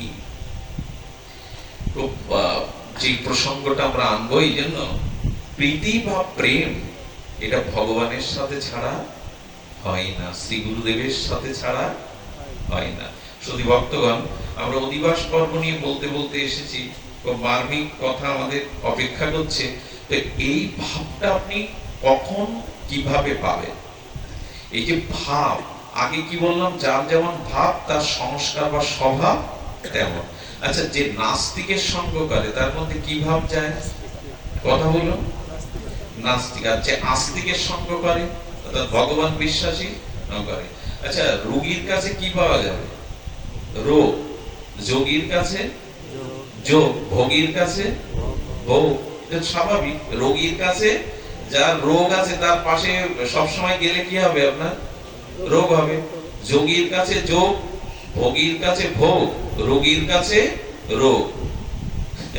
ঠিক তেমনি যারা ভগবানের ভক্ত, তাদের পাশে গেলে, তাদের সঙ্গ করলে ওই ভাবটাই পাবে। নাস্তিকের সঙ্গ করলে আস্তিকে পেয়ে যাবে, আস্তিকে পেয়ে যাবে। একজন ভক্ত গোবিন্দকে ডেকে ডেকে বলছে, প্রভু আমাকে প্রেম দাও, ভক্তি দাও। আমরা বলি কিনা? গোবিন্দ তখন হেসে বলছেন কি, শুনছেন তো কথাটা, লিখে নিন, হৃদয়ে লিখে নিন। গোবিন্দ বলছেন, ভিখারির কাছে ভিক্ষা চাইলে পাওয়া যায় না। খবরদার কোনদিন ভগবানের কাছে প্রেম ভক্তি চাইবেন না, উনি দেবেনই না, দিতে পারেন না। অথচ প্রেম ভক্তি ভগবানের। কি মজার কথা হলো, গোবিন্দ বলছেন, আচ্ছা যে গ্রামে সকলেই ভিখারি, ওখানে কেউ ভিক্ষা চাইলে দেবে গো? ভিখারির কাছে ভিক্ষা চাইলে দেয়? দেয় না। গোবিন্দ বলছেন কি, সমস্ত সাধু, সমস্ত শাস্ত্র আমার নাম দিয়েছে আমি প্রেমের কাঙাল, প্রেমের ভিখারি। আজ পর্যন্ত কোথাও এই শব্দটা পেয়েছেন জীবনে? গোবিন্দ হলো, ভগবান হলো প্রেমের কাঙাল, প্রেমের ভিখারি। ভক্তকে গোবিন্দ বলছেন, ভিখারির কাছে ভিক্ষা চাইছো কেন? আমি তো প্রেমের কাঙাল, যেখানে প্রেম ওখানে ছুটে যায়। আমি প্রেমের কাঙাল, আমি ভক্তির কাঙাল, আমার কাছে প্রেম ভক্তি নাই। তো ভগবান কার কাছে পাবো? তখনই ভগবান বলে দিলেন, ফুলের মধু যেমন ফুলের কাছে পাওয়া যায় না, মৌমাছির কাছে পাওয়া যায়, তবে শোনো, পিতৃভক্তি পিতার কাছে না সন্তানের কাছে থাকে, স্বামী ভক্তি স্বামীর কাছে না স্ত্রীর কাছে থাকে, গুরু ভক্তি গুরুর কাছে না শিষ্যের কাছে থাকে, তেমন ভগবান ভক্তি ভগবানের কাছে না ভক্তের কাছেই থাকে। ভক্তের কাছেই থাকে। আমি কাঙাল, আমার কাছে প্রেম চাইছো কেন, ভক্তি চাইছো কেন? আচ্ছা, আজ পর্যন্ত দেখিয়ে দিন তো ভগবান কাকে প্রেম দিয়েছে ভক্ত ছাড়া। পৃথিবীর ইতিহাসে দেখা যায় সাধু সঙ্গ ছাড়া আজ পর্যন্ত কেউ প্রেম ভক্তি পায়নি।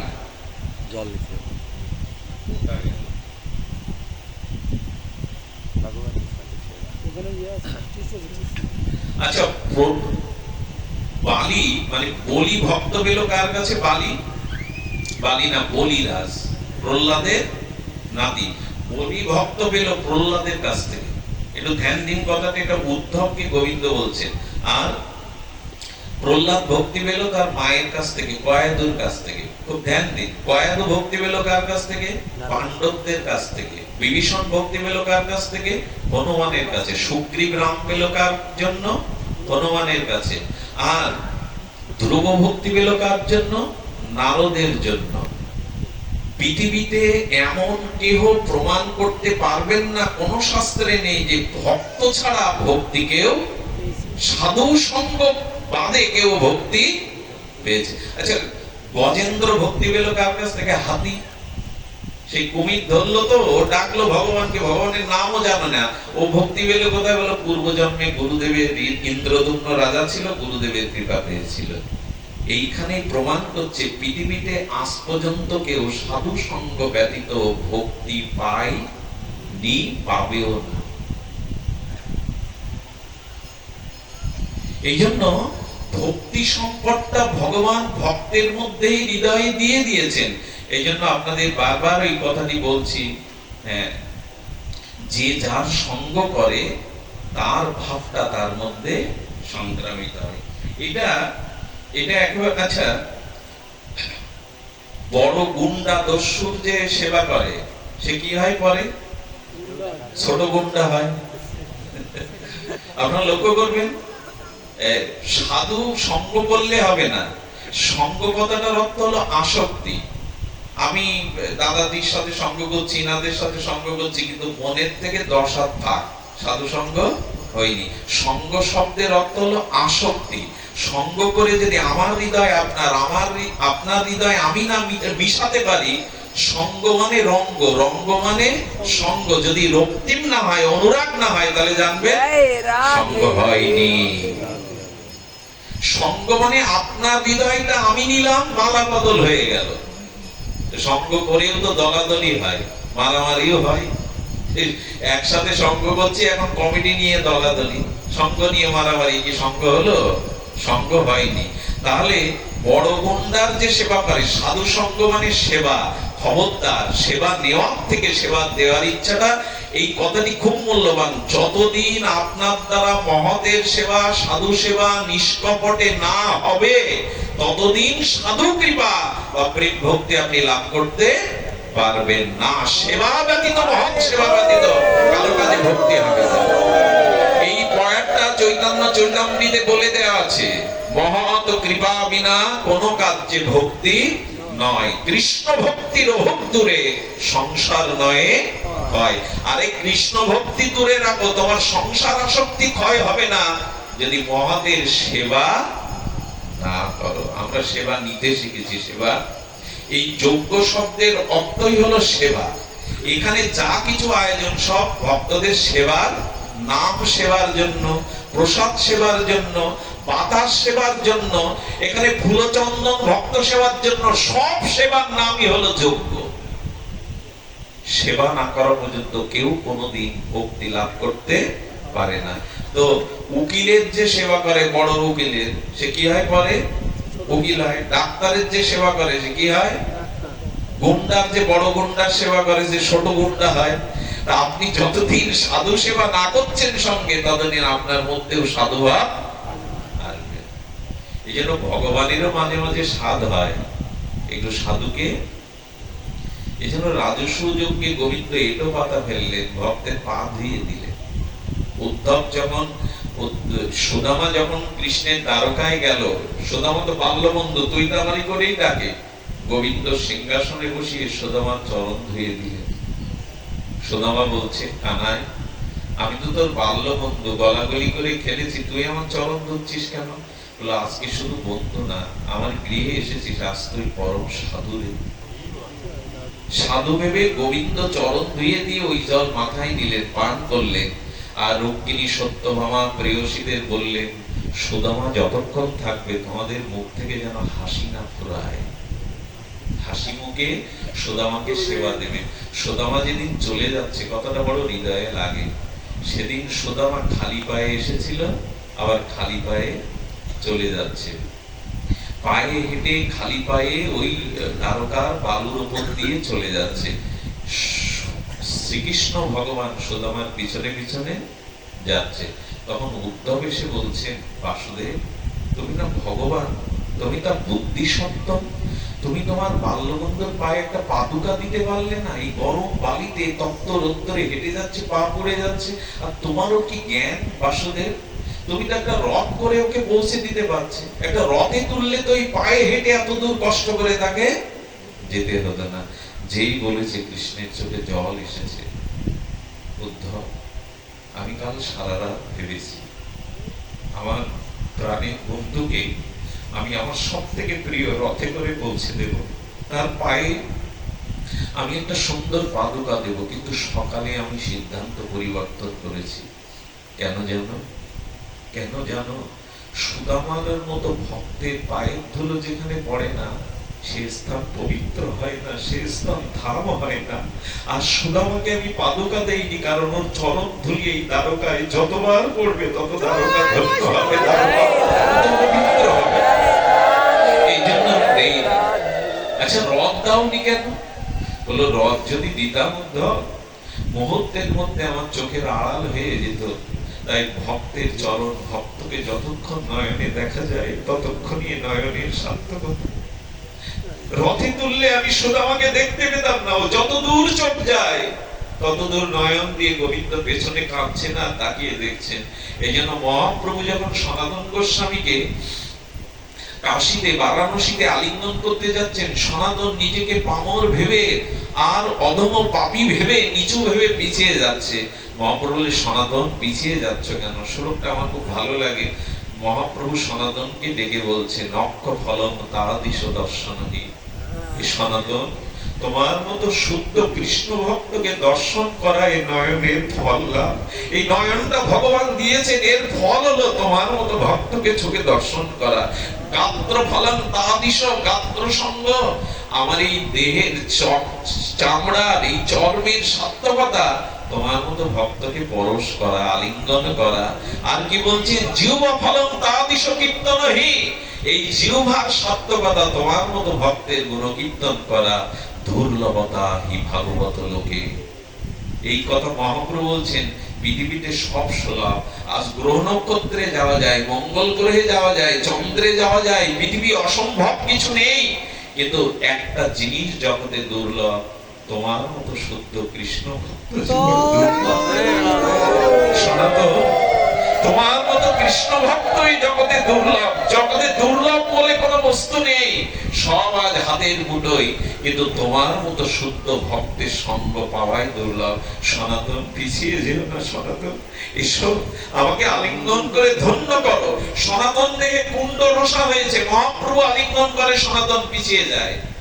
সনাতনকে ডেকে বলছেন মহাপ্রভু, নিজের গায়ে লালা নিজের গায়ে লাগলে কি ঘৃণা হয়? সনাতন, তুমি তো আমার, তোমার কুণ্ড রসা নয়, ওতে তো কর্পূর চন্দনের সুবাসিত গন্ধ।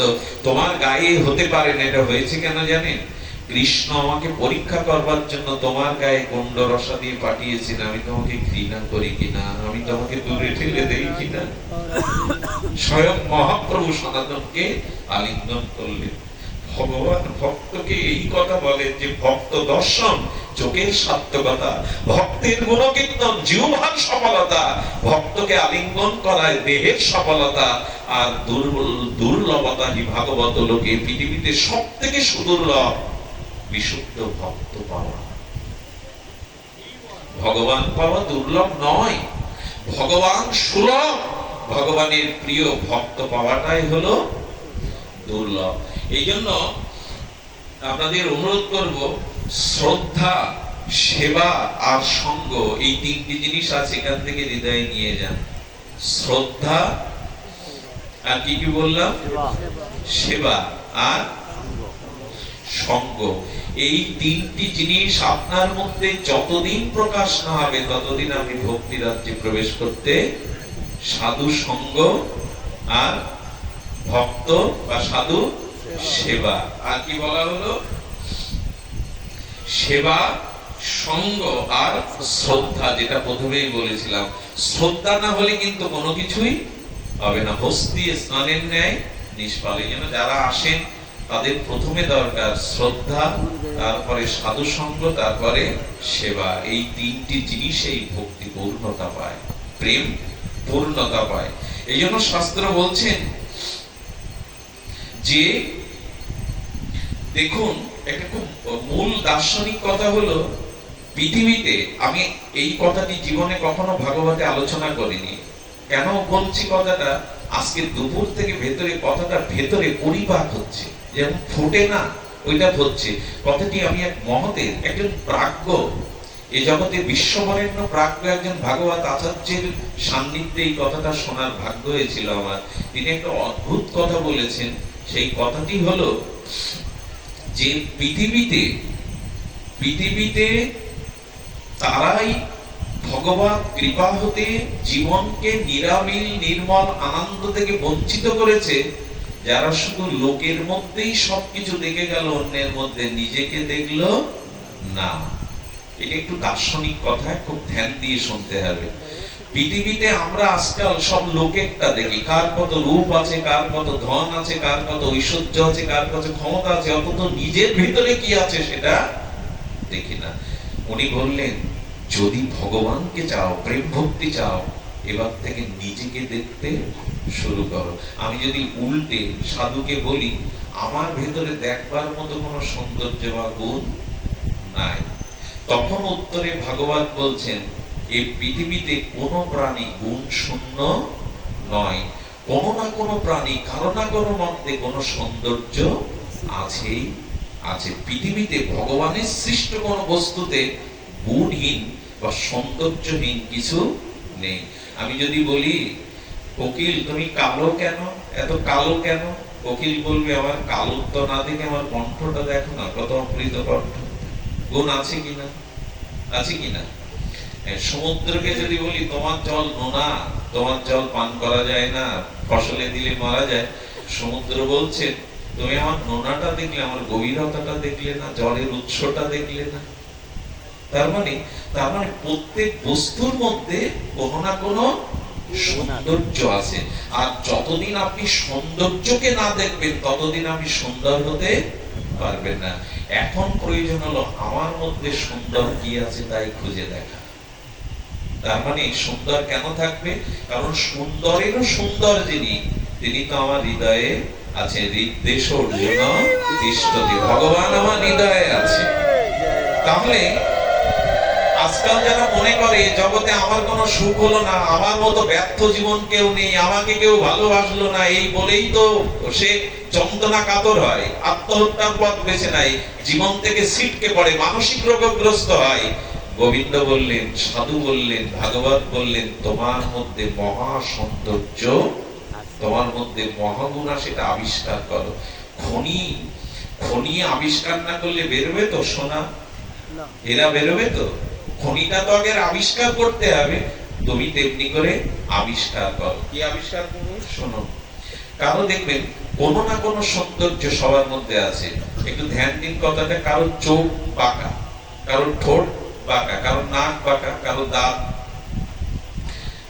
ভালো না, ইত্যাদি ইত্যাদি, কারো গায়ের রং কালো। আচ্ছা, ওই ব্যক্তি দর্পণের সামনে গেলে কি করে জানেন? খুব ধ্যান দিয়ে শুনুন। ওই ব্যক্তি দর্পণের সামনে যদি ঠোঁটটা খারাপ হয়, তবে সে বলে ঠোঁট খারাপ হলে কি হবে, আমার নাকটা কিন্তু সুন্দর। সে সুন্দরটাকে খুঁজে নেয়। একটা খারাপ দেখালেও, একটা তার অসুন্দর হলেও সে অন্য সুন্দরটা খুঁজতে থাকে। আমার নাসিকাটা সুন্দর, কোনো না কোনো, আমার হাতের আঙুলগুলো সুন্দর, পাটা সুন্দর না কিন্তু হাতটা।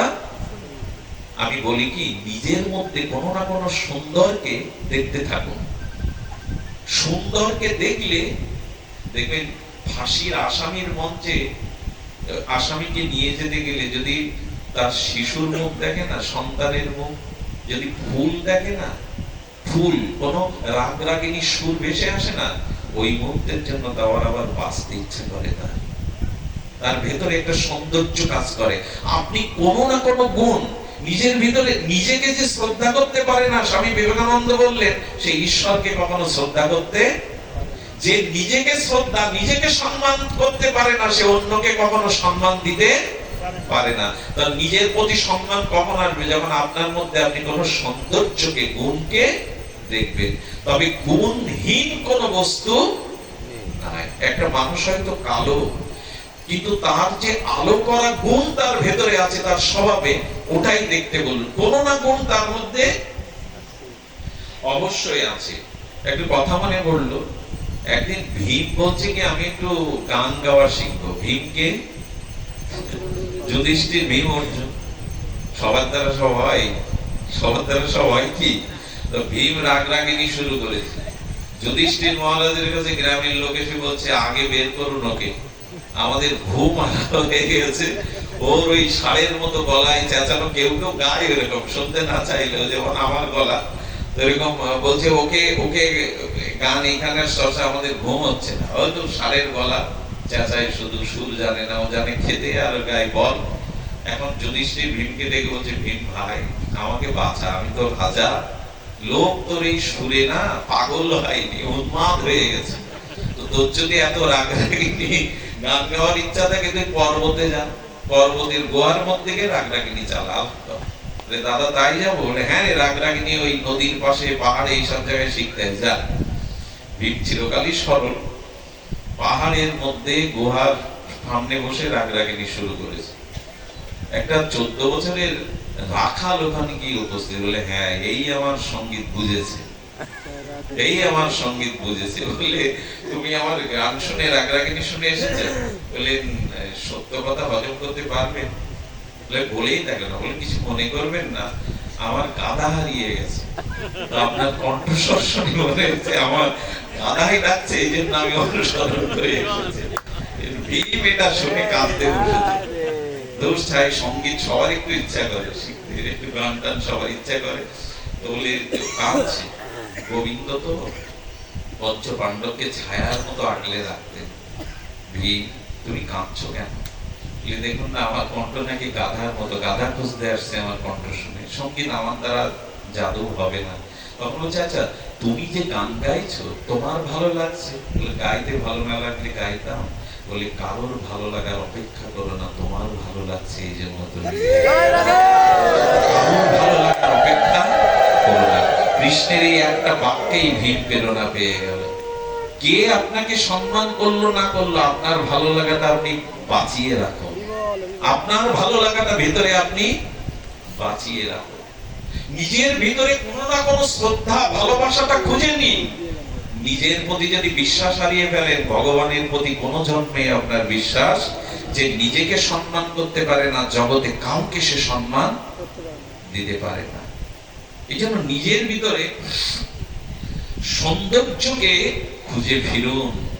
সৌন্দর্য আপনার মধ্যে অবশ্যই আসে। সৌন্দর্য আপনার ভিতরে ভগবান দিয়েছেন, কেউ গুণহীন নয়। এই জন্য মহাপ্রভুর সেই বাণী, জীবে সম্মান দিবে জানি কৃষ্ণ অধিষ্ঠান। সবার মধ্যে কোনো না কোনো গুণ আছে। এই জন্য তুমি তোমার মধ্যে, কারো মধ্যে গুণ খুঁজে বেরো। গুণ কিন্তু সকলের মধ্যে আছে, এই অন্বেষণটা আমাদের করতে হবে। এটা এই সাধুরূপ দর্পণে এলে এটা অনুভূতি হয়, শ্রদ্ধাটা বাড়ে, অন্যের সেবা ভাব বাড়ে, নিজের অভিমান এগুলি দূর হয়। তো আপনাদের বলবো যে এই সেবা, এই সঙ্গ আর এই শ্রদ্ধার দ্বারা নিজের মধ্যে কোনো না কোনো সৌন্দর্য দেখবেন। গুণী কারা হয় জানেন? যারা গুণ দেখে। গুণী কারা হয়? যারা অন্যের ভিতরে গুণ দেখে। ওই যে সজ্জনা গুণমিচ্ছন্তি মধুমিচ্ছন্তি শতপদা আর ক্ষতমিচ্ছন্তি মক্ষিকা দোষমিচ্ছন্তি বর্বরা। ভাগবত বললেন গুণমিচ্ছন্তি সরজনা, এই জগতে যারা সজ্জন সাধুজন হয় তারা অন্যের মধ্যে গুণ দেখে।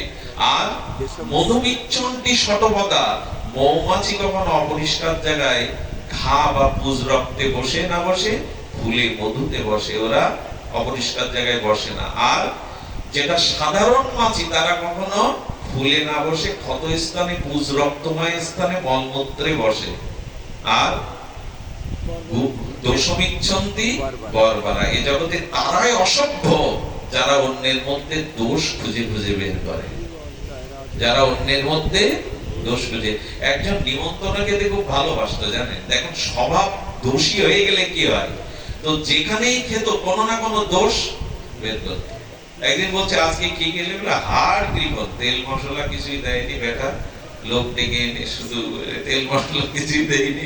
বলেন আর এক জায়গায় অতিরিক্ত দিয়েছে, অতিরিক্ত দিয়েছে, তা বললেন ওখানে তো দেয়নি আর আজকে অতিরিক্ত দিয়ে বসেছে, অতিরিক্ত তেল মেল খেলে তো রোগ হবে।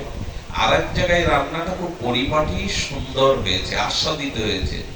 একদম বলছেন দেখি আজকে কি বলে, আজকে তো বেশিও হয়নি কম হয়নি, বলে আজকে কি বলে, অত ভালো ভালো না, অত ভালো, মানে দোষ একটা সে বের করবে, অত ভালো ভালো না।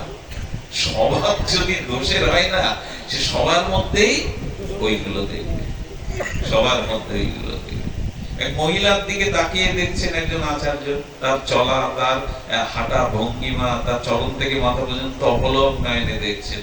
একজন বলছে বাবা বৃদ্ধ হয়েছে, তোমার দৃষ্টি এখনো ভালো হলো না? বাবা তুমি যা ভাবছো তাই না, আমি ভাবছি একে এ এত সুন্দর এত নিখুঁত, একে যে গড়েছে সে কি সুন্দর। দৃষ্টিটা বদলা, যার যেমন দৃষ্টি তার জীবনের সৃষ্টিটাও তেমন। আজও দক্ষিণেশ্বরের ভবতারিণী মা আছে, কিন্তু রামকৃষ্ণের দৃষ্টি নেই বলে মা কারোর সাথে কথা বলে না। দৃষ্টিটা বদলান। সবকিছুর মধ্যে কি বলে ইংরেজিতে নেগেটিভ নাকি, অন্ধকার দেখবেন না, একটু পজিটিভ কিছু দেখুন, একটু ভালো কিছু দেখুন, তাহলে নিজের অজান্তেই দেখবেন গুণগুলো নিজের ভিতরে এসে যাচ্ছে। তা নাহলে মৃত্যুর সময় আসবে, সারা জীবন দোকান দোকান করলে মারা যাচ্ছে, স্ত্রীকে বলছে তুমি কোথায়, এই তো আমি তোমার মাথার কাছে বড় খোকা, আমি বাবা তোমার ডান হাতে মেজে খোকা, তো আমি তোমার বাম হাতে ছোট খোকা, আমি বাবা তোমার পায়ের কাছে। তাহলে দোকানে কে? সব এখানে তো দোকানে কে? সারা জীবন দেখেছে দোকানদারি, তো শেষের বেলায় কি বলবে, তোরা সব এখানে তো দোকানে, সব উঠেছে বেটা। ভালো কিছু দেখতে শুরু করুন, দেখবেন শেষের দিনেও ভালোটা এসে যাবে। তো এই জন্য শাস্ত্রে বলেছে যে প্রতিটি জীবের মধ্যে অনুসন্ধানী সন্ধিচ্ছার দ্বারা চেষ্টা করতে হবে। আর সব থেকে ভালো কি দেখবেন, আমার ভিতরে ভগবান আছে, আত্মারূপে আমার হৃদয়ে ভগবান আছেন। এই দেহটা কি করে অপবিত্র করি আমি? তিনি তো দেখছেন, তিনি তো হৃদয় সিংহাসনে বসে আছেন। আমার পাপ কর্ম, আমার কুচিন্তাগুলোর তো সাক্ষী তিনি। এজন্য নিজের মধ্যে যদি ভালো দেখতে শুরু করেন যে ভগবান আমার হৃদয়ে আছে, তাহলে দেখবেন সব কাজ আপনার ভালোর দিকে গতি মিলছে। শুধু ভক্তগণ, শাস্ত্রে বলেছেন যে এই ভালো দেখতে দেখতেই, ভগবানকে দেখতে দেখতেই আপনার ভিতরে ধীরে ধীরে ধীরে ধীরে শুদ্ধতার প্রকাশ হবে। সব শেষে, যেহেতু অধিবাস মহাপ্রভুকে ভোগ রাখ দিয়ে বিশ্রাম দিতে হবে, দূর থেকে এসেছেন, সব শেষে বলবো ভক্তিটা আসবে কি করে? আমরা সেবার দ্বারা, সঙ্গের দ্বারা, শ্রদ্ধার দ্বারা বললাম। এখন এগুলি থাকার পরেও, সাধু সঙ্গ করার পরেও ভক্তি হচ্ছে না কেন? প্রেমটা হচ্ছে না কেন? এখানে খুব সুন্দর করে আমরা একটু বলবো। দেখুন, প্রেম আর ভক্তি এর মধ্যে পার্থক্য দেখুন। ভক্তি হলো, ভক্তি কাকে বলে? ভক্তি হলো সেবা। ভক্তি হলো সেবা। ওই যে শ্রদ্ধার সহিত আর সঙ্গের সহিত মহতের সেবা করাটাকে ভক্তি বলে। কিন্তু ভক্তি তখনই হবে, ভক্তি তখনই হবে যখন এই কাজ করতে গিয়ে আপনি রুচি পাবেন। এটা শুনতেই হবে একটু হৃদয় দিয়ে। কোন কাজ করতে গিয়ে যখন আপনার ভিতরে রুচি আসবে, তখন জানবেন ওই কাজের দ্বারা আপনার ভক্তি আসবে। কিন্তু ভক্তিটা কি? ভক্তিটা হলো রুচির সাথে কাউকে খোঁজ করা, কোন বস্তুকে রুচির সাথে খোঁজ করা। রুচির বাংলা অর্থ হলো ক্ষুধা। রুচির বাংলা অর্থ হলো, একবার বলুন সকলে, কি? ক্ষুধা। ক্ষুধা মানে রুচি। রুচি মানে আস্বাদন, আর আস্বাদন তখনই হয় যখন ক্ষুধা থাকে। অর্থাৎ ভক্তি তাকেই বলে যখন আপনি ভগবানকে খুঁজছেন, মানে নাম কীর্তন করছেন, সাধু সঙ্গ করছেন, তীর্থে যাচ্ছেন, ধামে যাচ্ছেন, হরি নাম করছেন, হরি কথা শুনছেন, এগুলো তো খোঁজা। তো খুঁজতে গিয়ে যদি তার সাথে রুচি যুক্ত হয়, তখনই ওটা ভক্তি হয়। ভজন মানে কি? ভজন মানে অন্য কিছু না। ভজন মানে প্রতিক্ষণ বহমান, প্রতিক্ষণ বহমান রুচিকেই ভক্তি বলে। খুব বারবার বলছি, কথাটা বারবার বলছি। এখন আমরা সাধু সঙ্গ করতে এসেছি, হরি কথা শুনতে এসেছি, কাল হরি নাম শুনতে আসবো। এই খোঁজাটার নাম ভজন। যাকে হারিয়েছি, যাকে হারিয়ে ফেলেছি কামনা বাসনার অজ্ঞান অন্ধকারে, মায়ার ওপারে হারিয়ে ফেলেছি, তাকে খোঁজ করার নাম ভজন। ভজন মানে খোঁজ করার নাম। কিন্তু খোঁজটা করতে হবে কি করে? রুচির সহিত। যদি রুচি আর খোঁজ একসাথে হয়, তখনই ওটার নাম ভক্তি। কি সুন্দর! তার মানে এখানে এসেছি, এখানে যদি রুচি না থাকে আপনার হরি কথায়, যদি ঘুম আসে, যদি ঘড়ির দিকে বারবার তাকান, যদি এখান থেকে উঠে যাওয়ার জন্য বারবার ভেতরে তাগিদ আসে, নিদ্রা আসে, অলসতা আসে, আপনি খুঁজতে এসেছেন কিন্তু রুচি নাই। জানেন, সারাদিন যে ব্যক্তি কিছু খায়নি, ক্ষুধা আছে, রুচি মানে ক্ষুধা। যদি প্রবল জঠরগ্নি ক্ষুধা থাকে, তখন মুড়িটাও অমৃতের মতো মনে হয়। কিন্তু ক্ষুধা যার নেই, রুচি যার নেই, তার সামনে রাজভোগ দিলেও পাবেন কি?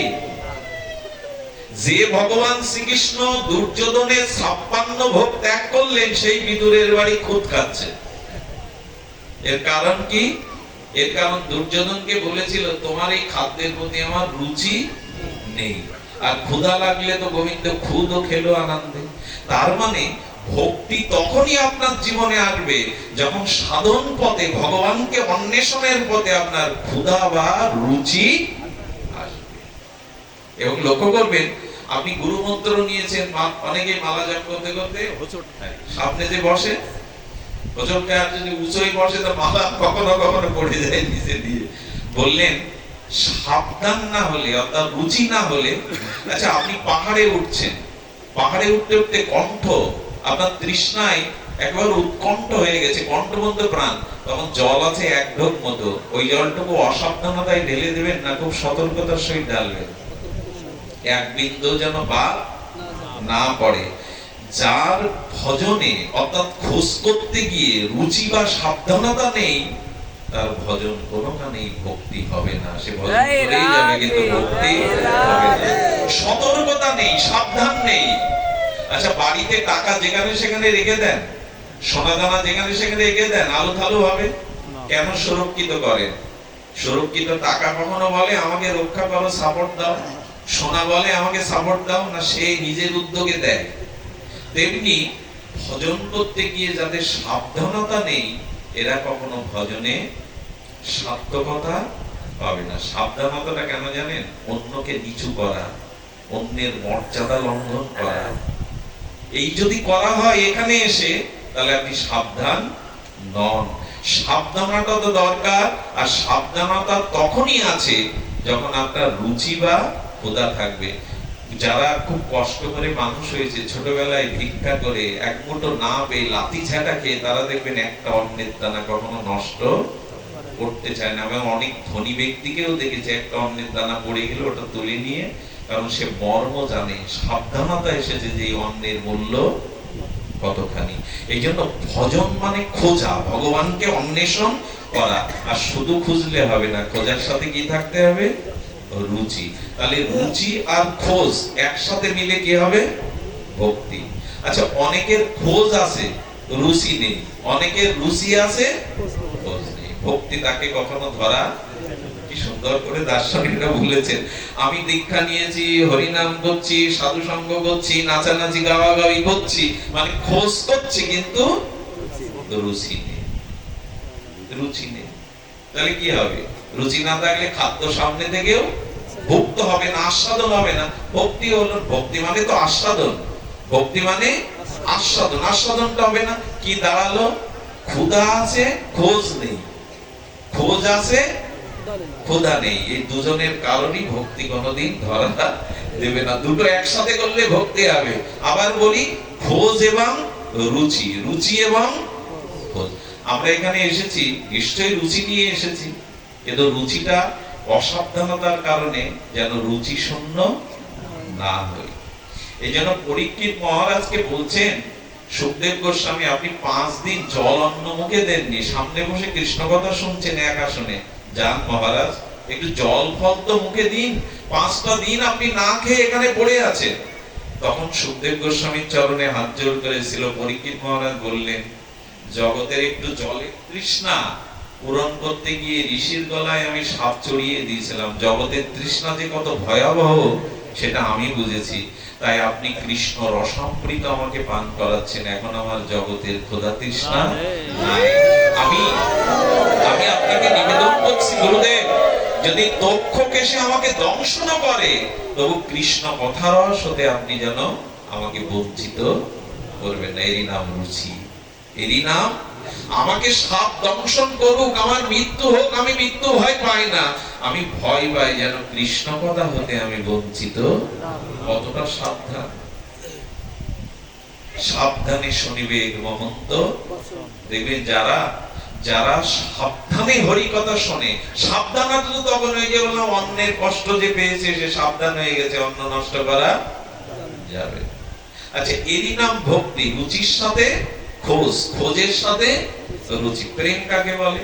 এটাই শেষ কথা। শেষ কথা তো হয় না, এটা বিশ্রাম কথা। প্রেম কাকে বলে? এটা আরো সুন্দর কথা। পরস্পর, পরস্পর দুটি ভাব, পরস্পর দুটি ভাব একত্রিত হয়ে যখন সেই ভাব স্নেহতে রূপ নেয়, বিগলিত রসে রূপ নেয়, এরই নাম প্রেম। দুটো পরস্পর ভাব মিলিত হওয়ার ফলে সেই মিলিত ভাবের দশায় যখন হৃদয়টা বা ওই দুটো বস্তু স্নেহবশত বিগলিত রস হয়, এই জন্য ভক্তি পরিপক্ক হলে তাকে বলে প্রেম রস। আমটা কাঁচায় আছে, এখনো রস হয়নি, কিন্তু জ্যৈষ্ঠিতে গিয়ে আমটা ওই একই গাছে যেটা কাঁচা ছিল ওটা পেকে গেল, আর যখনই পাকলো তখন আর শক্ত নেই, তখন রসময় নরম হয়েছে। ভক্তির পরিপক্কতায় প্রেম।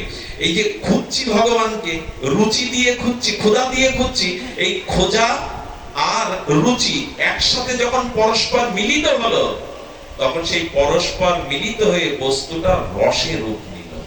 এই রসটাই প্রেম। রস না হলে ভালো লাগবে তো?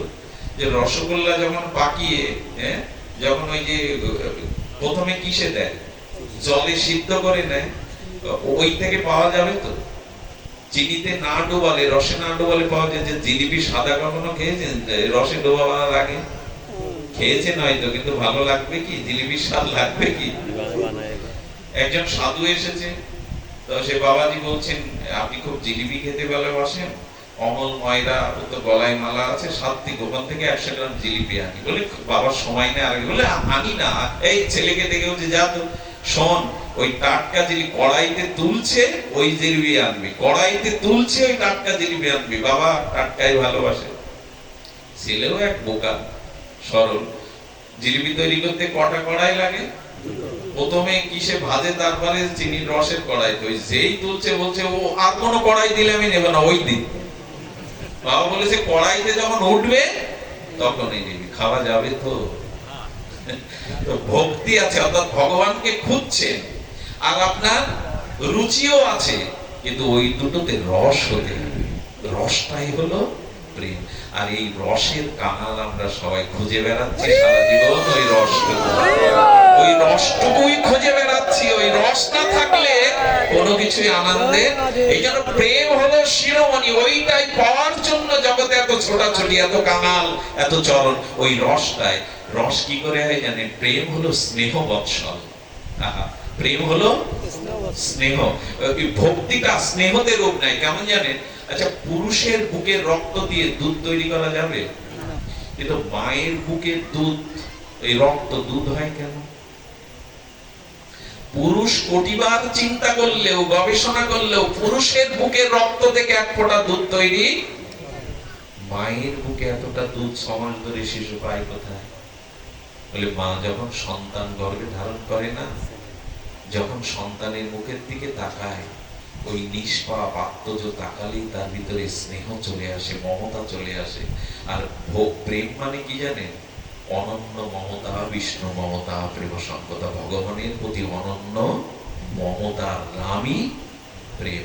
ভগবানের প্রতি জগতের থেকে সবচাইতে অনন্য যে স্নেহ মমতা, এই অতিরিক্ত ভগবানের প্রতি মমতার নামই হলো। ওই মমতাটা সন্তানের দিকে আছে বলেই মায়ের রক্ত থেকে দুধ কি করে হয়।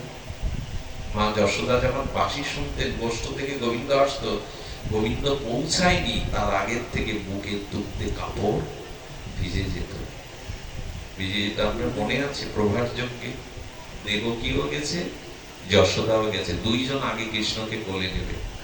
নারদ এসে একটা পরীক্ষা দিলেন, দুইজন সমান জায়গায় বসমান, 100টা কাপড়ের পর্দা দেয়া হবে। ওই 100 কাপড়ের পর্দা বের করে যার স্তনের দুগ্ধ কৃষ্ণের দিকে ভেসে আসবে, আগে সে কোলে কৃষ্ণকে নেবে। তখন দেবকী বলছেন, দুধ তো আমার আসবেই, কারণ আমি ওকে গর্ভে ধারণ করেছি, আমার গর্ভের সন্তান। যশোদা তো পালিত মা, ওকে তো পালন করেছেন, তাই না? আমার আসবে। এসে গেল অভিমান, এসে গেল অহংকার। দুধ ঝরলো বটে, কিন্তু 50 পদ্মার বাইরে আর আসেনি। যশোদা গোপালের দিকে তাকিয়ে কাঁদছে, গোপাল আমি তো তোকে গর্ভে ধারণ করিনি, আমি তো তোর সত্যিকারের মা নয়, তোকে শুধু ভালোবেসে পালন করেছি, আমি তোকে করে নিতে পারবো না গোপাল। এই যে স্নেহটা এলো, মমতাটা এলো, তাতে যশোদার স্তন থেকে দুগ্ধটা শত পদ্মা ভেদ করে কৃষ্ণর দিকে ছুটলো, ছোট পদ্মা ভেদ করে কৃষ্ণর দিকে ছুটলো। যার যেখানে যত স্নেহ মমতা, দেখবেন তার প্রতি তার ভালোবাসাটা। প্রিয়জনের গায়ে একটু ধুলা লেগে গেলেও সহ্য হয় না, ধুলাটা আঁচল দিয়ে মুছিয়ে। স্নেহ না থাকলে, মমতা না থাকলে প্রেম কখনো সে বস্তুর প্রতি হয় না। কিন্তু দুঃখের বিষয় কি জানেন? সারা জীবন মমতাটা সংসারকে দিয়ে গেল, ভগবানের প্রতি কোনো মমতা এলো না। ভগবানের প্রতি মমতা আসাটাই প্রেম। ওই যে যখন স্নেহটা তরল রস হয়ে মমতা আসে, এরই নাম প্রেম। এই জন্য শুদ্ধ ভক্ত যারা, প্রেমিক ভক্ত যারা, তারা ভগবানের জন্য সর্বদা এই চোখের জল, চোখের গঙ্গা ধারাটা চলে আসে। কারণ কারো জন্য খুব মমতা এলে দেখবেন তাকে পাওয়ার জন্য, তার কাছে যাওয়ার জন্য চোখে জল আসবে। প্রিয়জনের জন্যই তো মানুষ কাঁদে। যার প্রতি খুব মমতা আছে, স্নেহ আছে, তার জন্যই তো মানুষ চোখের জল ফেলে। অচেনা অজানা পাড়ার লোকের জন্য কেউ চোখের জল ফেলে গো? মমতা না থাকলে, ভালোবাসা না থাকলে। এই জন্য বোঝা যায় ভগবানের জন্য যখন প্রাণ ব্যাকুল হবে, গৌর বলতে যখন নয়নে প্রেম অশ্রু বিগলিত হবে, যখন অনন্য ভালোবাসার দ্বারাই তার প্রতি রসক্ষরিত হবে স্নেহ, এরই নাম প্রেম। এইটা পাওয়ার জন্য এই জন্ম, ভগবানের প্রেমের জন্য এই জন্ম। এই জন্য প্রেম না পেলে তার জীবনে সবকিছুই বৃথা। প্রেম না হলে জীবনে সবই বৃথা। সেই প্রেমটা হলো মায়ের মতো। আচ্ছা, সিরিজ দিয়ে টানলে মায়ের স্তনে দুধ আসবে? ইনজেকশনের সিরিজ দিয়ে টানলে, এক পাশে খোকা খাচ্ছে দুধ আসছে, সিরিজ দিয়ে টানলে? আচ্ছা, ওই যে যোগগুলো যোগগুলো যদি মায়ের স্থানে দেওয়া হয়, ওরা দুধ টানতে পারবে তো? রক্তই টানবে। কারণ মা ওদের প্রতি স্নেহটা, শ্রীঞ্চের প্রতি স্নেহ নাই, যোগের প্রতি মায়ের স্নেহটা নাই, সন্তানের প্রতি স্নেহটা আছে বিধায় রক্তটা অমৃত দুগ্ধ হয়ে তার গালে পড়ছে, তার মুখে পড়ছে। ভগবানের প্রতি যখন আপনার মমতা আসবে, স্নেহ হবে, তখন জীবনের সবকিছু বিগলিত রসধারায় ভগবানের। এটাই প্রেম। আমাদের মমতাটা ভাগ হয়ে গেছে চারিদিকে, আমাদের মমতাটা চারিদিকে ভাগ হয়ে গেছে। এই জন্য ভালোবাসা মমতা দেওয়ার একটা ছোট্ট দৃষ্টান্ত মনে পড়লো তরুণী সেনের, মনে আছে? রাবণের বংশে পাপি দেওয়ার কেউ নেই, এক তরুণী বেঁচে আছে 13 বছরের, বিভীষণের পুত্র। গিয়ে বলছে জেঠু রাবণকে, জেঠু আমি রামের যুদ্ধে যাব। না রে বাবা, তোর মা যদি অনুমতি না দেয়, আমার বংশের তো আর কেউ নেই প্রদীপ দেওয়ার, আমি যাব, তোকে যেতে হবে না। আচ্ছা তোর মা যদি অনুমতি দেয় তুই যেতে পারিস। মা চরণে এসে বলছেন, মা আমি রামের যুদ্ধে যাব। মা তাকে বুকে জড়িয়ে ধরলেন, তোর মুখে এই কথাটা শোনার জন্য এখনো রাক্ষস করিতে বেঁচে আছি আমি। যখন রাম নাম লিখে তরুণীকে সাজিয়ে দিয়েছে, তখন তরুণী মাকে প্রণাম করে বলছেন, মার আশীর্বাদ কখনো বৃথা যায় না মা, তুমি আশীর্বাদ করো আমি রামের যুদ্ধ থেকে যেন জয়ী হয়ে ফিরতে পারি, লঙ্কার সম্মান রক্ষা করতে পারি। মা মাথায় হাত দিয়ে কি আশীর্বাদ করছে জানেন? তরুণী আমি তোরে এই করি আসিস, রামের যুদ্ধ হতে আমার কোলে আর ফিরে না আসিস। কোন মা বলতে পারে এই কথা?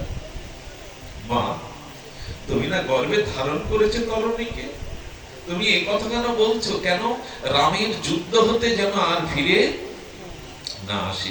মাকে যদি আমরা প্রশ্ন করি, নিজের সন্তানকে এই কথা কেউ বলে? মা বললেন, তরুণী যে চরণে তুই যাচ্ছিস বাবা, ওই চরণে যুগ যুগান্তর মুনি ঋষি তপস্যা করেও পৌঁছাতে পারে না। ওই চরণে যদি যাস, ওই চরণে যদি নিজেকে সমর্পণ করতে পারিস, আর এই জন্ম মৃত্যু সংসারে তোকে বারবার আসতে হবে না বাবা। আমার কোলে ফিরে এলে তোকে আবার আসতে হবে, আবার কর্মফল জন্ম মৃত্যু চক্রে আবর্তন হতে হবে, কিন্তু রামচরণে একবার গেলে তোকে আর ফিরে। মমতাটা নিজের সন্তানকে কিভাবে মমতা দিচ্ছে। ওদিকে যখন যুদ্ধ করছে, তরুণীর প্রত্যেকটি বাণ রামের দিকে যখন ছুটছে, বিপরীতে রাম বাণ মারলে সমস্ত বাণগুলো ফুলের মালা হয়ে তরুণীর গায়ে পড়ছে। ভগবান বিভীষণকে বলছে, বিভীষণে কে গো, এর সমস্ত গায়ে আমার রাম নাম লেখা, কে ও? ওর গায়ে বাণ ছুড়লে মালা হয়ে পড়ছে, কে ও? বিভীষণ চিন্তা করলেন, আমি যদি পুত্রের পরিচয় দেই, ভগবান ওকে বধ করবে না, চরণে নেবে না। প্রভু রাক্ষসদের মায়া তুমি বুঝতে পারো না? ও রাক্ষস, ওর মায়াতে তুমি ভুলো না। ও রাম নাম লিখেছে, ও তোমার নামে মালা হয়ে পড়ছে, তোমার বাণগুলো। ও রাক্ষস, ও মায়াবী, ও মায়া জানে। কিন্তু আমার কোনো বাণ তো কাজ করছে না। হৃদয়ে যার রাম নাম লেখা, বিভীষণের মতো ভক্তের যে পুত্র, তাকে প্রভু কি করে বধ করবেন? বললেন, আমার কোনো বাণও কাজ করছে না প্রভু। রাবণের মৃত্যুবান যেমন আমি জানি, ওর মৃত্যুবানও পারবে নিজের পিতা হয়ে পুত্রের মৃত্যুবান ভগবানের হাতে তুলে দিতে। বললেন, ওর মৃত্যুবান আমার জানা প্রভু, বৈষ্ণব বাণে ছাড়া ওর মৃত্যু হবে না। তুলে দিলেন নিজের হাতে, রাম যোজনা করলেন, মস্তকটা কেটে ভাগ হয়ে গেল, পড়ে গেল। মস্তকটা থেকে ভেসে আসছে রাম জয় রাম জয় রাম। বিভীষণ মাথাটাকে নিয়ে অঝরে কাঁদছেন, বুকে জড়িয়ে ধরে। রাম ভগবান বিভীষণের স্কন্ধে পেছন থেকে হাত দিয়ে বললেন, মিতা তুমি যে বললে ও রাক্ষস, তুমি যে বললে ও মায়া জানে, তবে ওর জন্য কাঁদছো কেন? কি হয় ও তোমার? কি হয় বলো, আমাকে লুকিও না। প্রভু তো জানেন, জগৎকে শিক্ষা দিচ্ছেন কি হয়। বলে, প্রভু ও আমার পুত্র, একমাত্র পুত্র। তুমি পিতা হয়ে পুত্রের মৃত্যুবান তুলে দিলে আমার হাতে। বিভীষণ একবার কেন বলনি ও তোমার পুত্র? আর যদি পুত্রকেই আমার চরণে তুলে দাও, তবে কাঁদছো কেন ওর জন্য? বলে প্রভু আমি সন্তানের শোকে কাঁদছি না। সন্তানের চোখে কাঁদছো না তো তোমার চোখে জল? বলে কাঁদছি কেন জানে? ও আগে, ও পরে এসে আগে চলে গেল তোমার কাছে। ও এলো পরে কিন্তু আগে তোমার চরণে চলে গেল। কাঁদছি কেন জানো? ওর মতো ভাগ্য বুঝি আমার হবে না। দেখো প্রভু ওর কাটা মুন্ডটা রাম জয় রাম জয় রাম বলছে, যে আর কাটা মুন্ড ভগবানের নাম বলে, এমন পুত্র, এমন পুত্র জগতে পাওয়া আর এমন প্রাপ্তি, এই আনন্দেই আমি কাঁদছি। আমি কষ্টে পাচ্ছি না, কারণ আমার পুত্র চিরদিনের মতো বুঝি তোমার চরণে প্রেম পেল। রাম প্রসন্ন হয়ে বিভীষণকে বলছেন আজ একটা বর চাও। এই যে মমতা, ভগবানের প্রতি সর্বস্ব মমতা, এরই নাম প্রেম। আমরা মমতাটা ছড়িয়ে ছিটিয়ে দিয়েছি, দেহকে, স্ত্রীকে, পুত্রকে, তাকে দেওয়া হয়নি। এই জন্য প্রেম আজও, আর প্রেম পাইনি বিধায় আমাদের জীবনে দুঃখ যায়নি, অশান্ততা যায়নি। তবে সেদিন কি বর চেয়েছিল জানে? ওর মুখ দিয়ে যেমন সুবল বেরোলো, সুবল মানে, বল মানে বাক্য, আর ভগবানের নামের থেকে তো সুবল আর জগতে নাই। কথা দাও আগামী লীলায় তুমি যখন আসবে, তখন এই তরুণীকে তোমার সখা করে, লীলা সঙ্গী করে তুমি ঠাঁই দেবে তোমার লীলা খেলায়। এই তরুণী দাপার লীলাতে সুবল সখা হয়ে গোবিন্দের পরম সখা হয়েছিলেন, সুবল সখা হয়ে পেয়েছিলেন পরম। আমার বলবার উদ্দেশ্য, পুত্রকেও তারা ভগবানের চরণে সর্বস্ব মমতা দিয়ে দিল। আমাদের জীবনে যেন এই অর্পণটা আসে, আর আসবে এটা সঙ্গ, সেবা, শ্রদ্ধার দ্বারা। এই চণ্ডীপুর গ্রামে আমি বারবার, বিশেষ করে আমাদের দাদাদের জন্য বারবার আমার মনে পড়ে, এখানে পরিবেশটা ধীরে ধীরে অন্যরকম তৈরি হচ্ছে। কারণ কি জানেন? এই গ্রামের বাতাস যারা গায়ে লাগাবে, আমি আপনাদের প্রমাণ সহ কথাটা বলছি, তাদের বহুবিধ মঙ্গল, বহুবিধ নিরাময়তা হবে। ভগবানের গাভীরা যেখানে থাকে, ভগবানের গাভী যে রাজ্যে বাস করে, ওই গাভীর গায়ের বাতাস যাদের গায়ে লাগে নিত্য, তাদের ধন জন ঐশ্বর্য বৃদ্ধি পাবে, তাদের ভিতরে সাত্বিকতা আসবেই। পৃথিবীতে সব থেকে গোবিন্দের প্রিয় হলো এই গোবৎসগণ। এই দুগ্ধ কত বৈষ্ণব সেবায়, কত হরি সেবায় লাগে, কত অভিষেকে লাগে। এই জন্য এই গ্রামটা যদি আপনারা ভুল বোঝাবুঝি না করে একে অপরের প্রতি মিলেমিশে থাকতে পারেন, আমি এইটুকু আমার ভাগবত চিন্তা থেকে বলতে পারি, আপনাদের আধ্যাত্মিক কল্যাণ, জাগতিক কল্যাণ হবেই হবে। গোমাতার গোমাতার কৃপায় আপনাদের করোনা হবে। তার সব থেকে প্রমাণ, এমন একটা অধিবাসী, এমন একটা সুন্দর পরিবেশ, এত ভক্তের সমাগম, এটা এদের কোনো না কোনো কৃপা ভগবানের এদের উপরে হয়েছে। কত দূর থেকে, কত দূর থেকে এরা ছুটে এসেছে। এইটুকু আশীর্বাদ করবেন, এই যজ্ঞ যেন সম্পূর্ণ হয়, এই যজ্ঞ যেন পরম আনন্দের হয়, এই যজ্ঞ যেন গোবিন্দ স্বীকার করে নেন, তার চরণে যেন সমর্পিত হয়। আমি খুব অনুরোধের সহিত একটি প্রার্থনা ভিক্ষা চাইব আচল পেতে। এই বাংলাদেশে, বঙ্গদেশে ফরিদপুরের ভাঙার একজন অন্যতম ভাগবত আলোচক গোপীনাথ ব্রহ্মচারী, তাকে অনেকেই আপনারা জানেন।